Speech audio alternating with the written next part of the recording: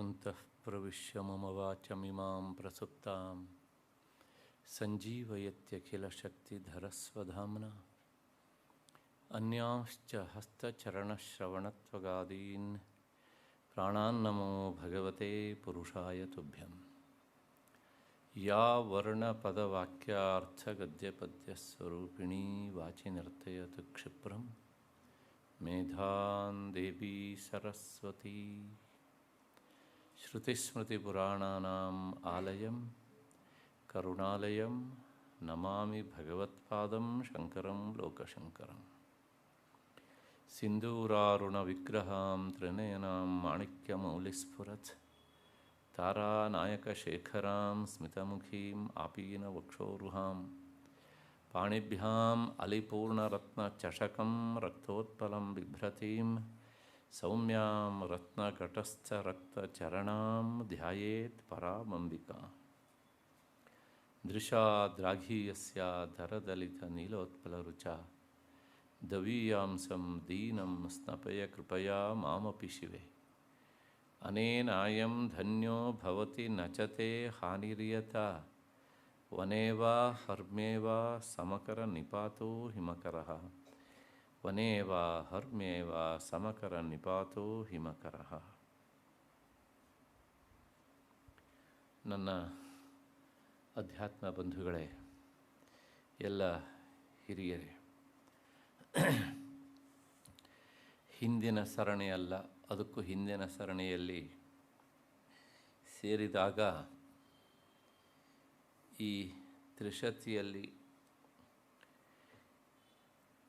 ಇಲ್ಲಿನ ವಿಷಯಕ್ಕೆ ಮೂಲಭೂತವಾದಂತಹ ಮಂತ್ರ ಪಂಚದಶಾಕ್ಷರಿ ಮಂತ್ರ ಅಂತ ನಾನು ಲಾಗಾಯಿತು ಹೇಳ್ತಾ ಬಂದಿದ್ದೇನೆ. ಆ ಮಂತ್ರದಲ್ಲಿ 3 ಕೂಟಗಳಿವೆ. ಇದನ್ನು ನಾನು ಲಲಿತಾ ಸಹಸ್ರನಾಮದ ಉಪನ್ಯಾಸ ಮಾಡಬೇಕಿದ್ದರೂ ಹೇಳಿದ್ದೆ. ವಾಗ್ಭವ ಕೂಟ, ಮಧ್ಯಕೂಟ ಇನ್ನೊಂದು, ಅಥವಾ ಅದನ್ನು ಕಾಮರಾಜಕೂಟ ಅಂತಲೂ ಕರೀತಾರೆ. 3ನೇದು ಶಕ್ತಿಕೂಟ ಅಂತ. ಈ ವಾಗ್ಭವ ಕೂಟ ಎನ್ನುವಂತಹ ಮಧ್ಯಕೂಟ ಏನುಂಟು, ಈ ಕೂಟದಲ್ಲಿ ಒಟ್ಟು ನಮಗೆ 2 ಹಕಾರಗಳು ಸಿಗ್ತವೆ.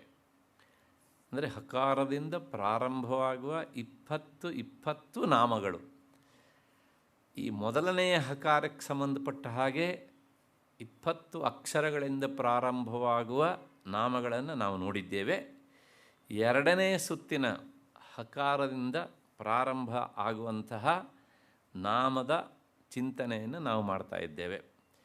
ಅಂದರೆ ಇದರೊಳಗೆ ಸುಮಾರಾಗಿ ನಾವು ಇನ್ನೂ ಸಹ 168ನೇ ನಾಮದಿಂದ ನಾವು ಶುರು ಮಾಡಬೇಕು. ಅಂದರೆ ಈ ಗುಂಪಿನಲ್ಲಿ ಇನ್ನೂ ಸಹ ನಾವು ಸುಮಾರಾಗಿ 20 ಅಂದರೆ ಇನ್ನೂ ಹತ್ತತ್ರ ನಾವು 12-13 ನಾಮಗಳನ್ನು ನೋಡಬೇಕು.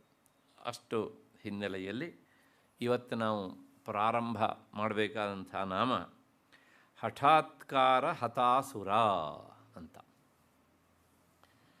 ಚತುರ್ಥಿ ವಿಭಕ್ತಿಯಲ್ಲಿ ಹೇಳುವಾಗ ಹಠಾತ್ಕಾರ ಹತಾಸುರಾಯೈ ನಮಃ ಅಂತ ಹೇಳೋದು. ಅರ್ಚನೆಯ ಸಂದರ್ಭದಲ್ಲಿ ಬರೀ ನಾಮ ಇಷ್ಟೇ ಹೇಳೋದಾದರೆ ಹಠಾತ್ಕಾರ ಹತಾಸುರ ಅಂತ. ಹಠಾತ್ಕಾರ ಅಂದರೆ ಏನು ಅಂದರೆ, ಹಠಾತ್ಕಾರೇಣ ಅತಿಶೀಘ್ರತೆಯ ಹತಾಃ ಪರಾಭೂತಾಃ ಅಸುರಾಃ ಅಸುರಪಕ್ಷಾಃ ಮಹಿಷಾದಯಃ ಯಯಾ ಸಾ ಅಂತ ಇದರ ವಿವರಣೆಯನ್ನು ಕೊಡ್ತಾರೆ ಭಾಷ್ಯಕಾರರು. ಹಠಾತ್ಕಾರ ಅಂದರೆ ಒಂದು ಬಲವಂತವಾಗಿ ಅಂತ, ಇನ್ನೊಂದು ಬಹಳ ಶೀಘ್ರವಾಗಿ ಅತಿ ವೇಗವಾಗಿ ಜಗನ್ಮಾತೆ ಅಸುರರನ್ನು ನಾಶ ಮಾಡ್ತಾಳೆ. ಎಷ್ಟು ವೇಗವಾಗಿ ಅಂತಂದರೆ ಅವಳಿಗೆ ಅದರ ಸಮಯದ ಪರಿಮಿತಿ ಬೇಕಾಗಿಲ್ಲ. ಯಾಕೆ ಬೇಕಾಗಿಲ್ಲ ಅಂತ ಅಂದರೆ ಅವರೊಂದು ಕಾರಣ ಕೊಡ್ತಾರೆ. ಯಾವಾಗ ಯುದ್ಧ ಮಾಡುವ ಇಬ್ಬರೂ ಸಮಬಲರೋ ಆಗ ಸಾಮ, ದಾನ, ಭೇದ, ದಂಡ ಅಂತ ಈ ಚತುರೋಪಾಯಗಳನ್ನು ನಾವು ಆಶ್ರಯಿಸಬೇಕಾಗತ್ತೆ. ಕೆಲವು ದಿವಸ ಸಾಮ ಒಳ್ಳೆ ಮಾತು ಹೇಳೋದು. ಸಾಮ ಅಂದರೆ ಸಾಂತ್ವನದ ಮಾತು, ಹೀಗಲ್ಲಪ್ಪ, ಇದು ಸರಿಯಲ್ಲಪ್ಪ, ಹೀಗೆ ಮಾಡು ಅಂತ. ಅದಾದಮೇಲೆ ಅವನಿಗೇನೋ ಸ್ವಲ್ಪ ಕೊಡೋದು, ನಾವೇ ನೇರಾಗಿ ಕೊಡ್ತಿದ್ರು ಬೇರೆಯವರ ಮೂಲಕ. ಇವತ್ತಂತೂ ಇಂಥ ವ್ಯವಸ್ಥೆ ಬೇಕಷ್ಟುಂಟು ಅಲ್ವಾ. ಹೀಗೆ ಅದು ದಾನ.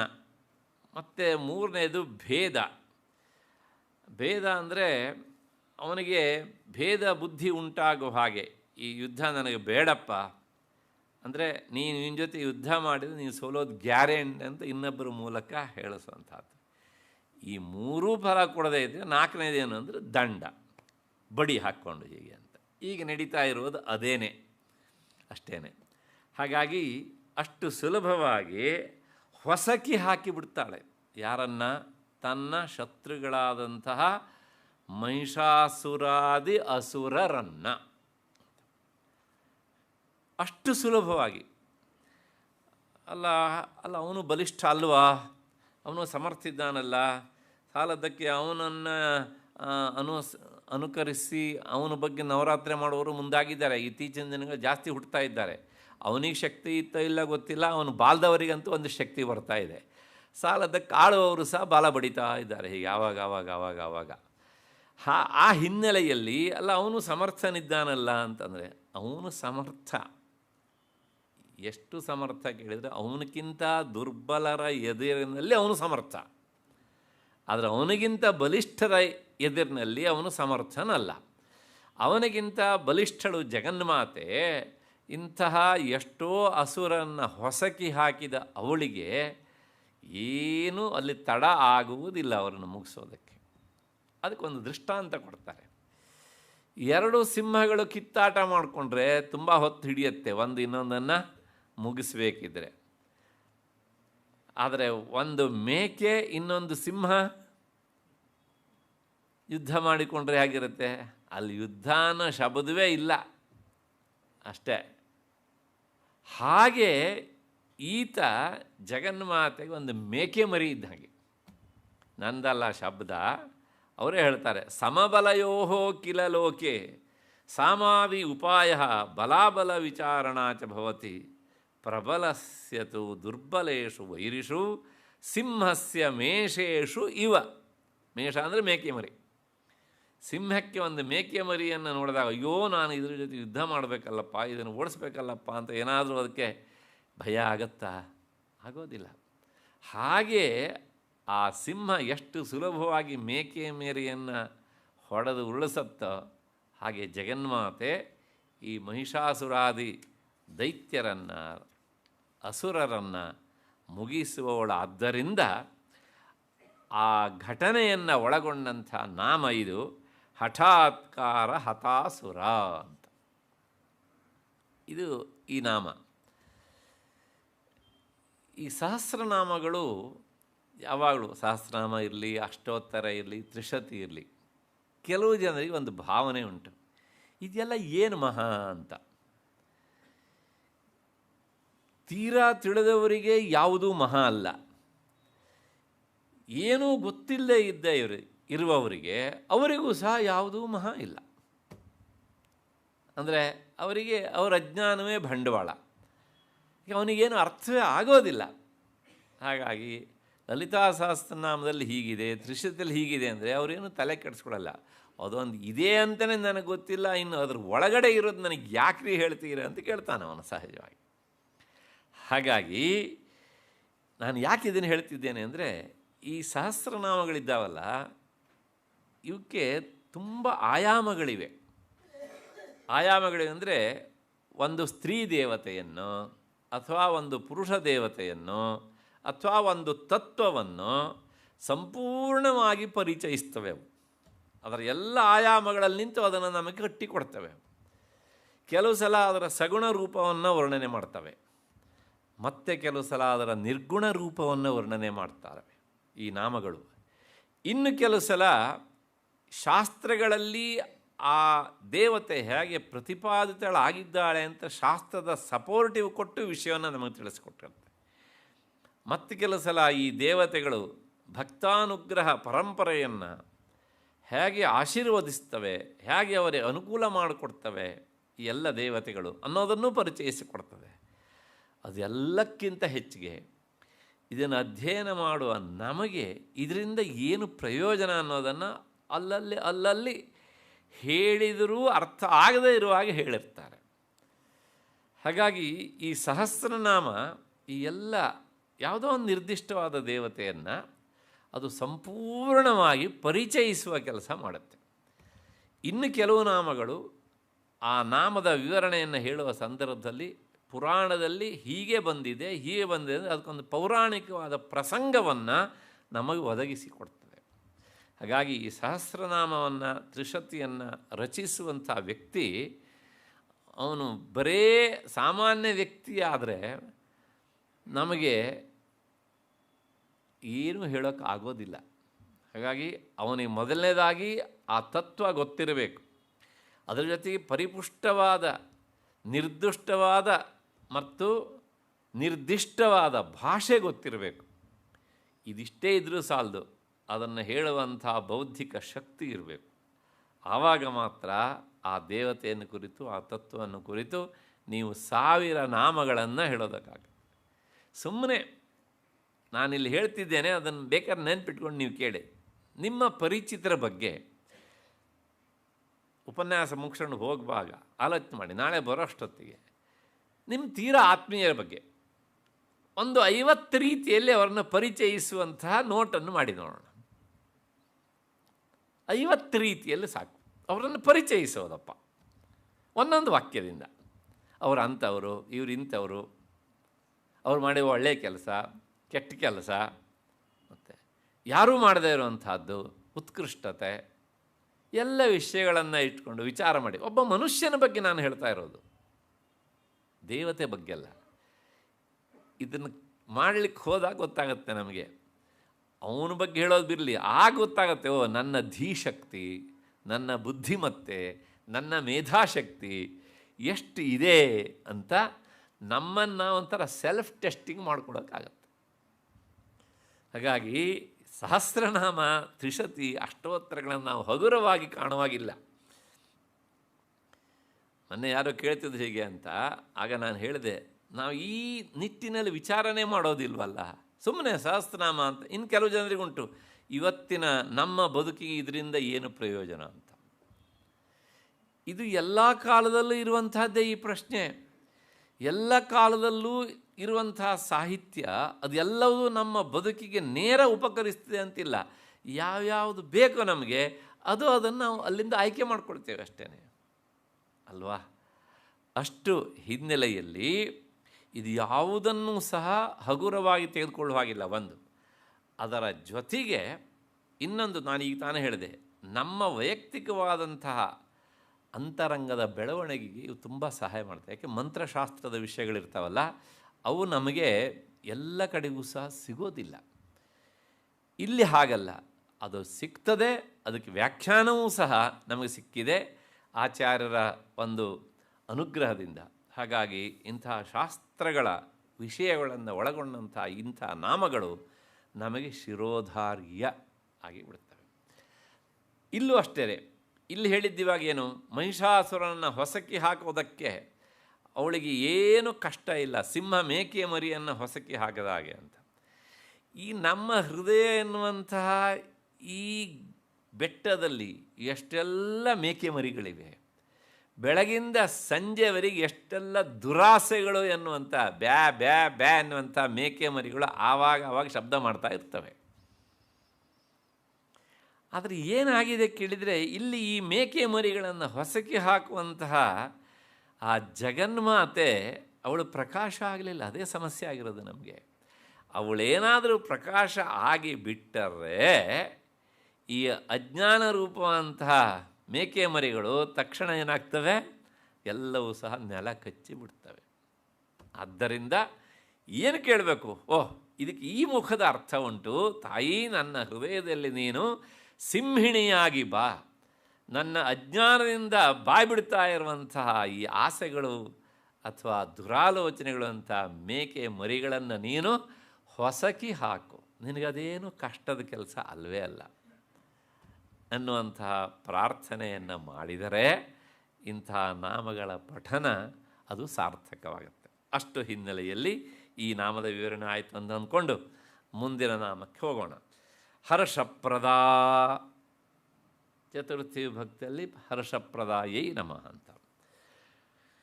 ಜಗನ್ಮಾತೆ ಎಂಥವಳು ಅಂದರೆ ಅವಳು ಆನಂದಕಾರಕ, ಆನಂದವನ್ನು ಉಂಟು ಮಾಡುವವಳು. ಆ ಆನಂದ ಆದಾಗ ಹೇಗಿರುತ್ತೆ ಮನುಷ್ಯನಿಗೆ ಅಂತ. ಯಾಕೆಂದರೆ ಕೆಲವು ಜನರಿಗೆ ಆನಂದ ಆದ ಸಂದರ್ಭದಲ್ಲೂ ಅಳು ಬರುತ್ತೆ. ಹಾಗಾಗಿ ಅವ್ರು ಹೇಳ್ತಾರೆ ಆಚಾರ್ಯರು, ನಿಜವಾದ ಆನಂದದ ಸಂದರ್ಭ ಹೇಗಿರುತ್ತೆ, ಅವನ ದೇಹದ ಲಕ್ಷಣಗಳು ಹೇಗಿರ್ತವೆ ಅಂದರೆ ಮುಖ ವಿಕಾಸಾದಿ ಕಾರ್ಯೋನ್ನೇಯ, ಮುಖ ಅರಳತ್ತಂತೆ. ಆಗ ನಾವು ನೋಡ್ಬೋದು, ಏನ್ರಿ ಇವತ್ತು ಒಳ್ಳೆ ನಿಮ್ಮ ಮುಖ ನೋಡಿ ಒಳ್ಳೆ ಚಕೋತನ ಕಾಯಿ ಆದಂಗೆ ಆಗಿದೆಯಲ್ರಿ ಅಂತ. ಹಾಗೆ ಅದು ಸಂತೋಷದ ಒಂದು ಚಿಹ್ನೆ ಹೀಗೆ ಅಂತ. ಮತ್ತು ಸ್ವಾತ್ಮ ಸಂಭಾವನ ಇತರ ಪರಿಭವ ನಿಮಿತ್ತ ಚಿತ್ತವೃತ್ತಿ ವಿಶೇಷ, ಯಾವುದ್ರೊಳಗೋ ನಾನು ಗೆದ್ದಿದ್ದೇನೆ, ನಾನು ಅಂದುಕೊಂಡಿದ್ದಾಗಿದೆ, ನನಗೆ ಆಗದೇ ಇರುವವರು ಸೋತಿದ್ದಾರೆ ಎನ್ನುವಂಥ ಭಾವವನ್ನು ನಾವು ಈ ರೀತಿಯಾಗಿ ವ್ಯಕ್ತಪಡಿಸ್ತೇವಲ್ಲ, ಅದು ಹರ್ಷ. ಇಂತಹ ಹರ್ಷವನ್ನು ಉಂಟು ಮಾಡುವವಳಾದ್ದರಿಂದ, ಅಂದರೆ ನಮಗೆ ಮನುಷ್ಯನಿಗೆ ಯಾವಾಗ ಹರ್ಷ ಆಗತ್ತೆ ಅಂದರೆ ನಾವು ಅಂದುಕೊಂಡಿದ್ದು ಸಿಕ್ಕಾಗ, ಅಂದುಕೊಂಡಿದ್ದು ಆದಾಗ ನಮಗೆ ಹರ್ಷ. ಒಂದು ಸ್ವಲ್ಪ ವ್ಯತ್ಯಾಸ ಆದರೂ ಸಹ ನಮಗೆ ದುಃಖ, ನೋವಾಗುತ್ತೆ. ಹಾಗಾಗಿ ಜಗನ್ಮಾತೆ ತನ್ನ ಭಕ್ತರಿಗೆ ಹರ್ಷವನ್ನು ಕೊಡುವುದರ ಮೂಲಕ ಅವಳು ಹರ್ಷಪ್ರದ ಅಂತ ಕರೆಸ್ಕೊಂಡಿದ್ದಾಳೆ. ಅಥವಾ ಇದು ಒಂದರ್ಥ ಇಲ್ಲಿವರೆಗೆ. ಎರಡನೇದು, ಅಥವಾ ಹರ್ಷ ಧನಯೌವನಾದಿ ಸುಖಂ ಪುತ್ರ ಬಂಧುವರ್ಗಾದಿ ರೂಪೇಣ ಪರಿಹೃತ್ಯ ಪ್ರಕರ್ಷೇಣ ದ್ಯತಿ ಖಂಡೇತೀತಿ ವಾ. ಮೊದಲು ಹೇಳಿದ್ದಕ್ಕೆ ಅರ್ಥಕ್ಕೆ ವಿರುದ್ಧವಾದ ಅರ್ಥ ಇದು, ಹರ್ಷಪ್ರದ ಅನ್ನೋದಕ್ಕೆ. ನೋಡಿ, ಹರ್ಷ ಅಂದರೆ ಏನು? ಧನ, ದುಡ್ಡು ಕೈಗೆ ಬರಬೇಕು. ಮತ್ತಷ್ಟೇ ಅಲ್ಲ, ಯೌವನ, ಪ್ರಾಯ, ಮತ್ತು ಇದೇ ಮೊದಲಾದಂಥ ಸುಖಗಳು. ಆದಿ ಸುಖದಿಂದ ಮದುವೆ, ಗೃಹ ಪ್ರವೇಶ, ಮನೆ, ಆಸ್ತಿ ಪಾಸ್ತಿ ಎಲ್ಲ ಸೇರಿಸ್ಕೊಳ್ಳಿ, ಪುತ್ರ ಪೌತ್ರ ಎಲ್ಲ ಸುಖಗಳು ಸಹ. ಈ ಬಂಧುವರ್ಗಾದಿ ರೂಪ ಮತ್ತು ನೆಂಟರು ಇಷ್ಟರು, ನನಗಿಷ್ಟೆಲ್ಲ ಜನ ಇದ್ದಾರೆ, ನನ್ನ ಬಂಧುವರ್ಗದ ಬಳಗ ಇಷ್ಟು ವಿಶಾಲವಾಗಿದೆ ಅಂತ ಹೇಳ್ಕೊಳ್ಳೋದೇ ಖುಷಿ ಭಾಳಷ್ಟು ಜನರಿಗೆ. ಹೀಗೆ ಅಂತ ಹೇಳ್ಕೊಡಿ, ಬೇಡ ಅಂತ ಹೇಳೋದಿಲ್ಲ. ಆದರೆ ಇದೆಲ್ಲವನ್ನೂ ಸಹ ಪರಿಹೃತ್ಯ ಎಷ್ಟು ದಿವಸ ಇದಿರ್ತದೆ ಅಂತ ಒಂದು ಪ್ರಶ್ನೆ. ದುಡ್ಡು ಎಷ್ಟು ದಿವಸ ಇರ್ತದೆ, ಹೇಗೆ ಬಂತೋ ಹಾಗೆ ಹೋಗ್ತದೆ, ಈ ಸತ್ಯ ಗೊತ್ತಿರಬೇಕು. ಒಂದು ಯೌವನ, ಅದು ಬರಬೇಕು ಅಂತ ನೀನೇನು ಅಪ್ಲಿಕೇಶನ್ ಹಾಕಿರಲಿಲ್ಲ, ಬಂತು, ಬೇಕು ಅಂತ ಬಯಸ್ತಿದ್ದೀಯೆ, ಆದರೆ ಅದು ಟಾಟಾ ಮಾಡಿ ಹೋಗ್ತಾ ಇರುತ್ತೆ ಅಲ್ವಾ? ಇರ್ತದೆಯಾ ಶಾಶ್ವತವಾಗಿ? ನಮ್ಮಲ್ಲಿ ನೋಡಿ ಕೆಲವು ಜನ ಮಿಂಚ್ತಾರೆ, ಆಗ ಬಲ್ಲವ್ರು ಹೇಳ್ತಾರೆ ಎಷ್ಟು ದಿವಸ ಹಾರಾಡ್ತಾನೆ, ಇನ್ನೊಂದು 10 ವರ್ಷ ಹಾರಾಡ್ತಾನೆ, ಆಮೇಲೆ ಇವನನ್ನು ಕೈ ಹಿಡಿದು ಏಳಿಸ್ಬೇಕು ಅಲ್ಲ, ಸತ್ಯವಾದ ಮಾತು. ಹಾಗೆ ಯೌವನ, ಹಾಗೆ ಈ ನೆಂಟರು ಇಷ್ಟರು ಬಂಧು ಬಳಗ, ಪರಸ್ಪರ ನಾವು ಹೇಳಿದ್ದನ್ನು ಅವ್ರು ಕೇಳಿದರೆ ನಮಗೆ ಇಷ್ಟ, ನಮ್ಮ ಮಾತು ಅವ್ರಿಗೆ ಕೇಳದೇ ಇದ್ದರೆ ನಮಗೆ ಅವರು ಅನಿಷ್ಟ. ಅನಿಷ್ಟ ಅಂದರೆ ಇಷ್ಟ ಆಗದೇ ಇರುವರು ಅಂತ ಅಷ್ಟೇ ಅರ್ಥ. ಕನ್ನಡದಲ್ಲಿ ಅನಿಷ್ಟ ಅನ್ನೋದನ್ನು ಬೈಗಳ ಮಾಡಿ ಇಟ್ಟಿದ್ದಾರೆ ಹೀಗೆ ಅಂತ. ಮತ್ತು ಬೆಂಗಳೂರು ಅದಕ್ಕೆ ಇನ್ನೊಂದು ಶಬ್ದ ಸೇರಿಸ್ತಾರೆ, ಮುಂದಿಂದ ಶುರುವಾಗಿ ಡೇಯಲ್ಲಿ ಎಂಡ್ ಆಗುತ್ತೆ ಅದು. ಥು ಅನಿಷ್ಟ ಮುಮ್ ಡೇ ಅಂತ ಹೀಗೆ ಅಂತ. ಅದು ಯಾಕೆ ಹಾಗೆ ಹೇಳ್ತಾರೆ ಗೊತ್ತೆ? ಅನಿಷ್ಟ ಅನ್ನೋದಕ್ಕೆ ಅರ್ಥ ಇಷ್ಟ ಅಲ್ಲದೇ ಇರೋದು ಅಂತ ಅಷ್ಟೇ ಅರ್ಥ ಹೀಗೆ ಅಂತ. ಹಾಗಾಗಿ ಇದು ಯಾವುದೂ ಸಹ ನೀನು ಅಂದುಕೊಂಡ ಹಾಗೆ ನಿನ್ನ ಕೈಯಲ್ಲಿ ಇರೋದಿಲ್ಲ. ಯಾಕೆ ಕೇಳಿದರೆ, ಕೊಟ್ಟವನು ನಾನು, ಇಷ್ಟು ದಿವಸ ನೀನು ಇಲ್ಲಿ ಇರಬೇಕು, ನೀನು ಕೆಲಸ ಮಾಡಬೇಕು ಅಂತ ಬಯಸಿದವನು ನಾನು, ಅವಕಾಶ ಕೊಟ್ಟಿದ್ದೆ, ಅದನ್ನು ಸದುಪಯೋಗ ಪಡಿಸ್ಕೊ. ಯಾಕೆಂದರೆ ಹಾಗಿಲ್ಲೇ ಇದ್ದರೆ ಏನು ಹೇಳ್ತಾರಲ್ಲ, ಕುಟ್ಟಿ ಕುಂದಾಪುರಕ್ಕೆ ಹೋಗಿ ಗೋಡೆ ಮುಟ್ಟು ಬಂದ ಅಂತ. ಪ್ರಪಂಚಕ್ಕೆ ನಿನ್ನನ್ನು ಕಳಿಸ್ದೆ, ಏನೋ ಮಾಡದೆ ಹೋಗಿ. ಉತ್ತರ ಬೇಕಲ್ಲ ನಮ್ಮ ಹತ್ರ ಹೇಳೋದಕ್ಕೆ. ಹಾಗಾಗಿ ಈ ಎಲ್ಲವನ್ನೂ ಸಹ ಪರಿಹೃತ್ಯ ಪ್ರಕರ್ಷೇಣ ದ್ಯತಿ ಖಂಡಯತಿ. ಪ್ರಧಾನಲ್ಲಿರುವಂಥ ದಕಾರಕ್ಕೆ ದ್ಯತಿ ಖಂಡಯತಿ ಅಂತ ಅರ್ಥ, ನಾಶ ಮಾಡುವಳು. ಎಲ್ಲವನ್ನೂ ಸಹ ನಾಶ ಮಾಡುವಳು. ಯಾಕೆ ಕೇಳಿದರೆ, ಇದಿಷ್ಟನ್ನೇ ನೀನು ನಂಬ್ಕೊಳ್ಬೇಡ. ಇವುಗಳ ಬಗ್ಗೆಯೇ ನೀನು ಮುಖ ಮಾಡ್ತಾಯಿದ್ರೆ, ಇವುಗಳ ಬಗ್ಗೆಯೇ ನೀನು ಮುಖ ಮಾಡಿದರೆ ಇಂಡೈರೆಕ್ಟಾಗಿ ನೀನು ನನಗೆ ಬೆನ್ನು ಹಾಕಿದ ಹಾಗೆ. ನನಗೆ ಬೆನ್ನು ಹಾಕೋದು ಅಂದರೆ ನನ್ನನ್ನು ಕಳ್ಕೊಳ್ಳೋದು ಅಂತ. ಹಾಗಾಗಿ ನಿನಗೆ ಅವಕಾಶ ಕೊಟ್ಟಾಗ ನೀನು ಯಾವುದಕ್ಕೆ ಬೆನ್ನು ಹಾಕಬೇಕು, ಯಾವುದಕ್ಕೆ ಮುಖ ಮಾಡಬೇಕು ಅಂತ ನೀ ತೀರ್ಮಾನ ಮಾಡು ಸರಿಯಾಗಿ. ಇವುಗಳ ಬಗ್ಗೆನೇ ನೀ ಮುಖ ಮಾಡಿದರೆ ನನ್ನನ್ನು ಕಳ್ಕೊಳ್ತೀಯ. ಅದಕ್ಕೋಸ್ಕರ ಆವಾಗ ಇವುಗಳನ್ನು ದ್ಯತಿ ಜಗನ್ಮಾತೆ ಕಸಿದು ಬಿಡ್ತಾಳೆ. ಖಂಡಯತಿ ನಾಶಯತಿ. ಆದ್ದರಿಂದ ಅವಳು ಹರ್ಷಪ್ರದ. ಈಗ ಅರ್ಥ ಏನು ಅಂದರೆ, ಕೊಟ್ಟ ಹರ್ಷವನ್ನು ಕಸಿಯುವವಳು, ನಾಶಪಡಿಸುವವಳು. ಯಾಕೆ ಮಾಡ್ತಾಳೆ? ನಮಗೆ ದುಃಖ ಆಗಲಿಲ್ಲ ಅಂತ. ಭಾಗವತದಲ್ಲೂ ಬರ್ತದೆ ತುಂಬ ಸಲ, ಯಸ್ಯ ಅನುಗ್ರಹಮಿಚ್ಛಾಮಿ ತಸ್ಯ ವಿತ್ತಂ ಹರಾಮ್ಯಹಂ. ನಾನು ಯಾರನ್ನು ಅನುಗ್ರಹಿಸಬೇಕು ಅಂತ ಬಯಸ್ತೇನೋ ಅವರಿಗೆ ಸಾಂಸಾರಿಕವಾಗಿ ಮತ್ತೆ ಮತ್ತೆ ನಾನು ಕಷ್ಟವನ್ನು ಕೊಡ್ತೇನೆ. ಯಾಕೆ ಅಂದರೆ ಜಗನ್ಮಾತೆಗೆ ಚೆನ್ನಾಗಿ ಗೊತ್ತು, ಕಷ್ಟದ ಸಂದರ್ಭದಲ್ಲಿ ನಾವು ಆಕೆಯನ್ನು ನೆನಪಿಸುವಷ್ಟು ಸುಖದ ಸಂದರ್ಭದಲ್ಲಿ ನೆನಪಿಸುವುದಿಲ್ಲ. ಆದ್ದರಿಂದ ನಮಗೆ ಒಂದು ಪ್ರಶಿಕ್ಷಣ, ಒಂದು ಟ್ರೈನಿಂಗ್ ಕೊಟ್ಟು ನೋಡ್ತಾಳೆ. ಆಗಲೂ ನೀ ಹಾಗೆ ಇರ್ತೀಯ, ವೆಲ್ ಆ್ಯಂಡ್ ಗುಡ್. ಆಗ ಅದು ಇರ್ತದೆ. ಮರೀತೀಯ, ಆಗ ಕಸಿತಾಳೆ ಹೀಗೆ ಅಂತ. ಹೀಗೆ ಇಷ್ಟು ಹಿನ್ನೆಲೆಯಲ್ಲಿ ಹರ್ಷಪ್ರದ ಅಂದರೆ ಕೊಟ್ಟ ಹರ್ಷವನ್ನು ಕಸಿಯುವವಳು, ನಾಶಪಡಿಸುವವಳು, ಇಲ್ಲದಂತೆ ಮಾಡುವವಳು. ಆದ್ದರಿಂದ ಅವಳು ಹರ್ಷಪ್ರದ. ಒಂದೇ ನಾಮ ಎಷ್ಟು, ಒಂದು ಪಾಸಿಟಿವ್ ಆದಂಥ ಅರ್ಥ, ಇನ್ನೊಂದು ನೆಗೆಟಿವ್ ಆದಂಥ ಅರ್ಥ. ಹರ್ಷ ಕೊಡುವವಳು ಅವಳೇ, ಕೊಟ್ಟ ಹರ್ಷವನ್ನು ಕಸಿಯುವವಳು ಅವಳೇ. ಈ ಸತ್ಯ ನಮಗೆ ಅರಿವಿಗೆ ಬಂದಾಗ ನಾವು ಹರ್ಷ ಬಂದಾಗ ಹಿಗ್ಗೋದಿಲ್ಲ, ಅದು ಕೈತಪ್ಪಿ ಹೋದಾಗ ಕುಗ್ಗೋದು ಇಲ್ಲ. ಇಷ್ಟು ಹಿನ್ನೆಲೆಯಲ್ಲಿ ಈ ಸಮಸ್ಥಿತಿಗೆ ಇಂತಹ ನಾಮಗಳು ನಮಗೆ ಪಾಠವನ್ನು ಮಾಡಿ ಕಲಿಸಿಕೊಡ್ತವೆ. ಇಷ್ಟು ಹಿನ್ನೆಲೆಯಲ್ಲಿ ಈ ನಾಮದ ವಿವರಣೆ ಆಯಿತು ಅಂತ ಅಂದ್ಕೊಂಡು ಮುಂದಿನ ನಾಮಕ್ಕೆ ಹೋಗೋಣ. ಹವಿರ್ಭೋಕ್ತ್ರಿ ಅಂತ. ಹವಿರ್ಭೋಕ್ತ್ರಿ, ಹವಿಹಿ ಅಂದರೆ ಯಜ್ಞದಲ್ಲಿ ಭಗವಂತನನ್ನು ಕುರಿತು ಅಥವಾ ಭಗವತಿಯನ್ನು ಕುರಿತು ಆಹುತಿಯನ್ನು ಹಾಕ್ತೇವಲ್ಲ, ಆ ಆಹುತಿಗೆ ಹವಿಸ್ಸು ಅಂತ ಹೆಸರು. ಅದು ಅನ್ನ ಆಗಿರಬಹುದು, ತುಪ್ಪ ಆಗಿರಬಹುದು, ಪಾಯಸ ಆಗಿರಬಹುದು, ಅಥವಾ ಸಮಿತ್ತುಗಳಾಗಿರಬಹುದು, ಅಥವಾ ಹಣ್ಣು ಹಂಪಲು ಅದು ಸಹ ಆಗಿರಬಹುದು. ಒಟ್ಟಾರೆ ಸ್ವಾಹ ಎನ್ನುವುದರ ಮೂಲಕ ಭಗವಂತನ ಮುಖವಾದಂಥ ಅಗ್ನಿಯಲ್ಲಿ ಹೋಮಿಸುವಂತಹ ದ್ರವ್ಯಕ್ಕೆ, ವಸ್ತುಗಳಿಗೆ ಹವಿಸ್ಸು ಅಂತ ಹೆಸರು. ಇಷ್ಟು ಹಿನ್ನೆಲೆಯಲ್ಲಿ ಜಗನ್ಮಾತೆ ಹವಿಸ್ಸನ್ನು ಭೋಕ್ತ್ರಿ ಅಂದರೆ ನಾವು ಕೊಟ್ಟ ಹವಿಸ್ಸನ್ನು ತಿನ್ನುವವಳು ಅಂತ. ಇಲ್ಲಿ ಒಂದು ಮಧ್ಯದಲ್ಲಿ ವಿಷಯ ಹೇಳ್ಬಿಡ್ತೇನೆ.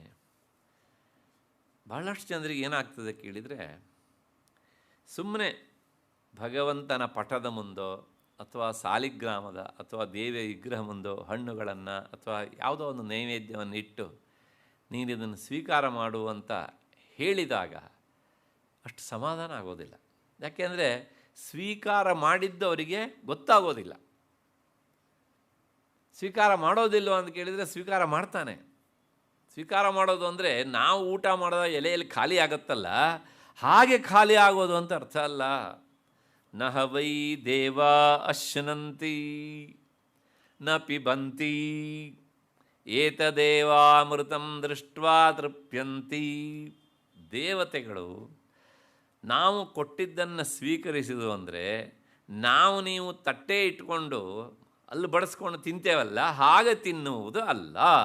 ನ ಹವೈ ದೇವಾ ಅಶ್ನಂತಿ, ಮತ್ತು ನ ಪಿಬಂತಿ, ನಾವು ಕುಡಿತೇವಲ್ಲ ಹಾಗೆ ಅವರು ಕುಡಿಯೋದಿಲ್ಲ.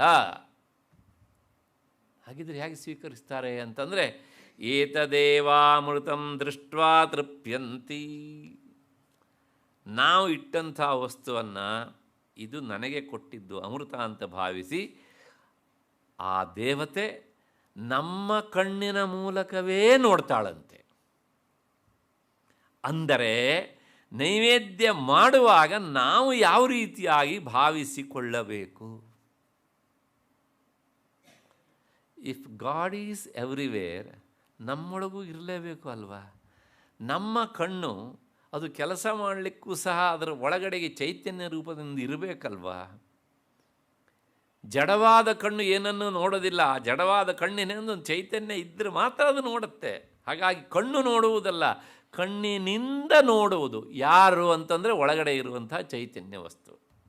ಹೌದು ತಾನೇ? ಹಾಗಾಗಿ ನಮ್ಮ ಕಣ್ಣಿನ ಮೂಲಕ ಅದು ನೋಡತ್ತೆ.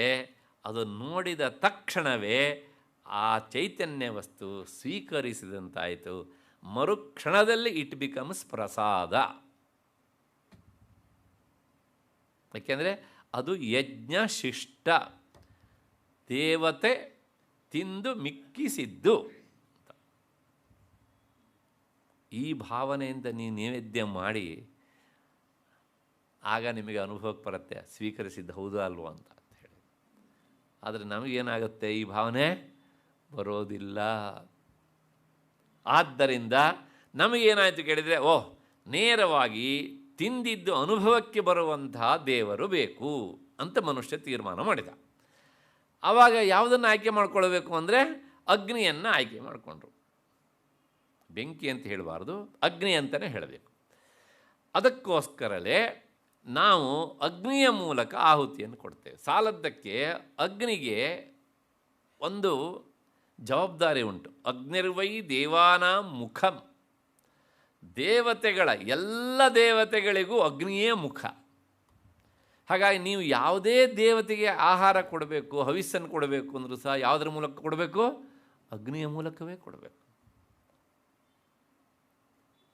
ಆದ್ದರಿಂದ ಆ ಆಹಾರವನ್ನು, ಅಂದರೆ ದೇವತೆಗಳಿಗೆ ಆಹಾರವನ್ನು ಕೊಡುವಾಗ ಸ ಬ್ರಹ್ಮ, ಸ ಶಿವ, ಸ ಹರಿ, ಸ ಇಂದ್ರ, ಮತ್ತು ಸಹ ಅಕ್ಷರ ಪರಮಸ್ವರಾಟ್. ಮೊದಲೆಲ್ಲ ಸಗುಣ ದೇವತೆಗಳನ್ನ ಹೇಳಿದ್ರು, ಕೊನೆಗೆ ಅಕ್ಷರ, ನಿರ್ಗುಣ, ನಿರಾಕಾರ ಹೇಳಿದ್ರು, ಸ್ವರಾಟ್ ಸರ್ವವ್ಯಾಪಕ ಅಂತ ಹೇಳಿದ್ರು. ಇತಿ ಶ್ರುತೆ. ಹೀಗೆ ವಸು, ರುದ್ರ, ಆದಿತ್ಯ ಈ ಎಲ್ಲ ಆಕಾರಗಳಿಂದ ಹವಿಂಷಿ ಯಜಮಾನೇನ ಅಗ್ನೌ ಪ್ರಕ್ಷಿಪ್ತಾನಿ ಸ್ವಾಹಾಮುಖೇನ ಭುಂಕ್ತ ಇತಿ. ಯಜಮಾನನಾದವನು, ಯಜಮಾನ ಅಂದರೆ ಮನೆ ಯಜಮಾನ ಅಲ್ಲ, ಯಜ್ಞ ಮಾಡುವವನು ಯಾವನೋ ಅವನ ಇನ್ನೊಂದು ಹೆಸರು ಅಷ್ಟು ಹೊತ್ತು ಯಜಮಾನ ಅಂತ. ಹಾಗಾಗಿ ಆ ಯಜಮಾನ ಕೊಟ್ಟಿದ್ದನ್ನು ಅಗ್ನಿಯ ಮೂಲಕ ಅವಳು ಸ್ವೀಕರಿಸ್ತಾಳೆ. ಆದ್ದರಿಂದ ಅವಳ ಹೆಸರು ಹವಿರ್ಭೋಕ್ತ್ರಿ ಅಂತ. ಅಗ್ನಿಯ ಮೂಲಕ ಅಂದರೆ ಬರೀ ಅಗ್ನಿಯಲ್ಲಿ ನಾವು ಹಾಕಿದರೂ ಆಗೋದಿಲ್ಲ. ಒಂದು ಪಾಸ್ವರ್ಡ್ ಉಂಟು ಅದಕ್ಕೆ, ಸ್ವಾಹ ಅಂತ. ಆ ಸ್ವಾಹ ಅನ್ನೋದು ನಾನು ನಿಮಗೆ ಅರ್ಥ ಆಗಲಿ ಅಂತ ಪಾಸ್ವರ್ಡ್ ಅಂತ ಹೇಳಿದೆ. ಸ್ವಾಹ ಅಗ್ನಿದೇವತೆಯ ಪತ್ನಿ. ಪಿತೃದೇವತೆಗಳಿಗೆ ಸ್ವಧಾ. ಪಿತೃಗಳಿಗೆ ಶ್ರಾದ್ದದಲ್ಲಿ ಮಾಡಬೇಕಿದ್ರೆ ನಾವು ಸ್ವಾಹ ಅಂತ ಹೇಳ್ತೇವಾ? ಇಲ್ಲ, ಅವಾಗ ಏನು ಮಾಡ್ತೇವೆ? ಸ್ವಧಾ ಅಂತ ಈ ವರ್ಡನ್ನೇ ಹೇಳಬೇಕು. ಆ ವರ್ಡನ್ನು ಹೇಳಿದರೆ, ಈ ಪಾಸ್ವರ್ಡ್ ಹಾಕಿದ್ರೇ ಅವ್ರ ಕಡೆಗೆ ಹೋಗೋದು ಓಪನ್ ಆಗತ್ತೆ, ಅದು ಮಾರ್ಗ. ಸ್ವಾಹ ಅಂದ ತಕ್ಷಣವೇ ಆಗ ದೇವತೆಗಳಿಗೆ ಹೋಗುವಂತಹ ಬಾಗಿಲು ತೆರೆಯುತ್ತೆ. ಅವಳು ಅಗ್ನಿಯ ಪತ್ನಿ. ಅವನೂ ಸಹ ತನ್ನ ಪತ್ನಿಯ ಮೂಲಕವಾಗಿ ಸ್ವೀಕರಿಸ್ತಾನೆ. ಒಬ್ಬ ಗೃಹಸ್ಥನಾದವನು ಏನು ಮಾಡೋದು ಸಹ ಪತ್ನಿ ಮೂಲಕವೇ ಕೊಡಬೇಕು, ಸ್ವೀಕರಿಸುವಾಗಲೂ ಸಹ ಪತ್ನಿ ಮೂಲಕವೇ ಸ್ವೀಕರಿಸಬೇಕು. ಹಾಗಾಗಿ ಅವನು ದೇವತೆಗಳೇ ಮುಖ ಆದ್ರೂ ಸಹ ಅವನು ತನ್ನ ಪತ್ನಿಯಿಂದ ಒಳಗೂಡಿ ಅದನ್ನು ಸ್ವೀಕರಿಸಿ ದೇವತೆಗಳಿಗೆ ಸಮರ್ಪಿಸ್ತಾನೆ. ಆದ್ದರಿಂದ ಅಗ್ನೋ ಪ್ರಕ್ಷಿಪ್ತಾನೆ ಸ್ವಾಹಾಮುಖೇನ ಭುಂಕ್ತ. ಆ ಸ್ವಾಹಾದೇವಿಯ ಮೂಲಕ ಆ ಅಗ್ನಿ ತಾನು ಸ್ವೀಕರಿಸಿ ದೇವತೆಗಳಿಗೆ ತಂದು ಒಪ್ಪಿಸ್ತಾನೆ, ಕೊಡ್ತಾನೆ. ಹಾಗಾಗಿ ನೋಡಿ, ನಮ್ಮಲ್ಲಿ ಕೆಲವು ಜನರು ಇವತ್ತಿಗೂ ಸಹ ನೀವು ಏನೇ ಪೂಜೆ ಮಾಡಿ ಸಮಾಧಾನ ಇಲ್ಲ. ಹಾಗಿದ್ರೆ ಇಲ್ಲರಿ, ಒಂದು ಹೋಮ ಮಾಡಬೇಕು. ಯಾಕೆಂದರೆ ನಾವು ಕೊಟ್ಟಿದ್ದನ್ನು ಆ ಭಗವಂತನ ಸ್ವರೂಪನ ಅಂಥ ಅಗ್ನಿ ಕೆನ್ನಾಲಿಗೆಯನ್ನು ಚಾಚಿ ತಿನ್ನೋದನ್ನು ನಾವು ನೋಡಬೇಕು ಹೀಗೆ ಅಂತ. ಅದೇನು ಕೆಲವು ಜನರಿಗೆ ಸಮಾಧಾನ ಹಾಗೆ ಅಂತ, ತಪ್ಪಲ್ಲ. ಆದರೆ ಅಲ್ಲಿಯೇ ನಿಲ್ಲಬಾರದು, ಅಷ್ಟೇ ಹೇಳೋದು. ಅಷ್ಟು ಹಿನ್ನೆಲೆಯಲ್ಲಿ ಇದಿಷ್ಟು ಒಂದರ್ಥ. ಅಂದರೆ ಅಗ್ನಿಯ ಮೂಲಕ ಹವಿಸ್ಸನ್ನು ಸ್ವೀಕರಿಸುವವಳು, ಆದ್ದರಿಂದ ಹವಿರ್ಭೋಕ್ತ್ರಿ. ಯದ್ವಾ ಹಮೀಂಷಿ ಕಾಲಾಂತರಭಾವಿ ಫಲಾನಿ ಅದೃಷ್ಟಾತ್ಮನ ಸೂಕ್ಷ್ಮರೂಪಾಣಿ ತತ್ತದ್ ಯಜಮಾನ ಜೀವಗತಾನಿ ಭೂತ್ವ ಅಭಿಧಾನಾನಿ ಸಮಷ್ಟಿ ವ್ಯಷ್ಟ್ಯಾತ್ಮನ ಈಶ್ವರ ಜೀವೋಪಾಧಿಭೂತಾನಿ ಮಾಯಾ ವಿದ್ಯಾಶಬ್ದಾನಿ ಮುಕ್ತಿಪರ್ಯಂತಂ ಭುನಕ್ತಿ ಪಾಲಯತೀತಿ ತಥಾ. ಎರಡನೆಯ ಒಂದು ಅರ್ಥವನ್ನು ಹೇಳ್ತಾರೆ. ಏನು ಅಂದರೆ,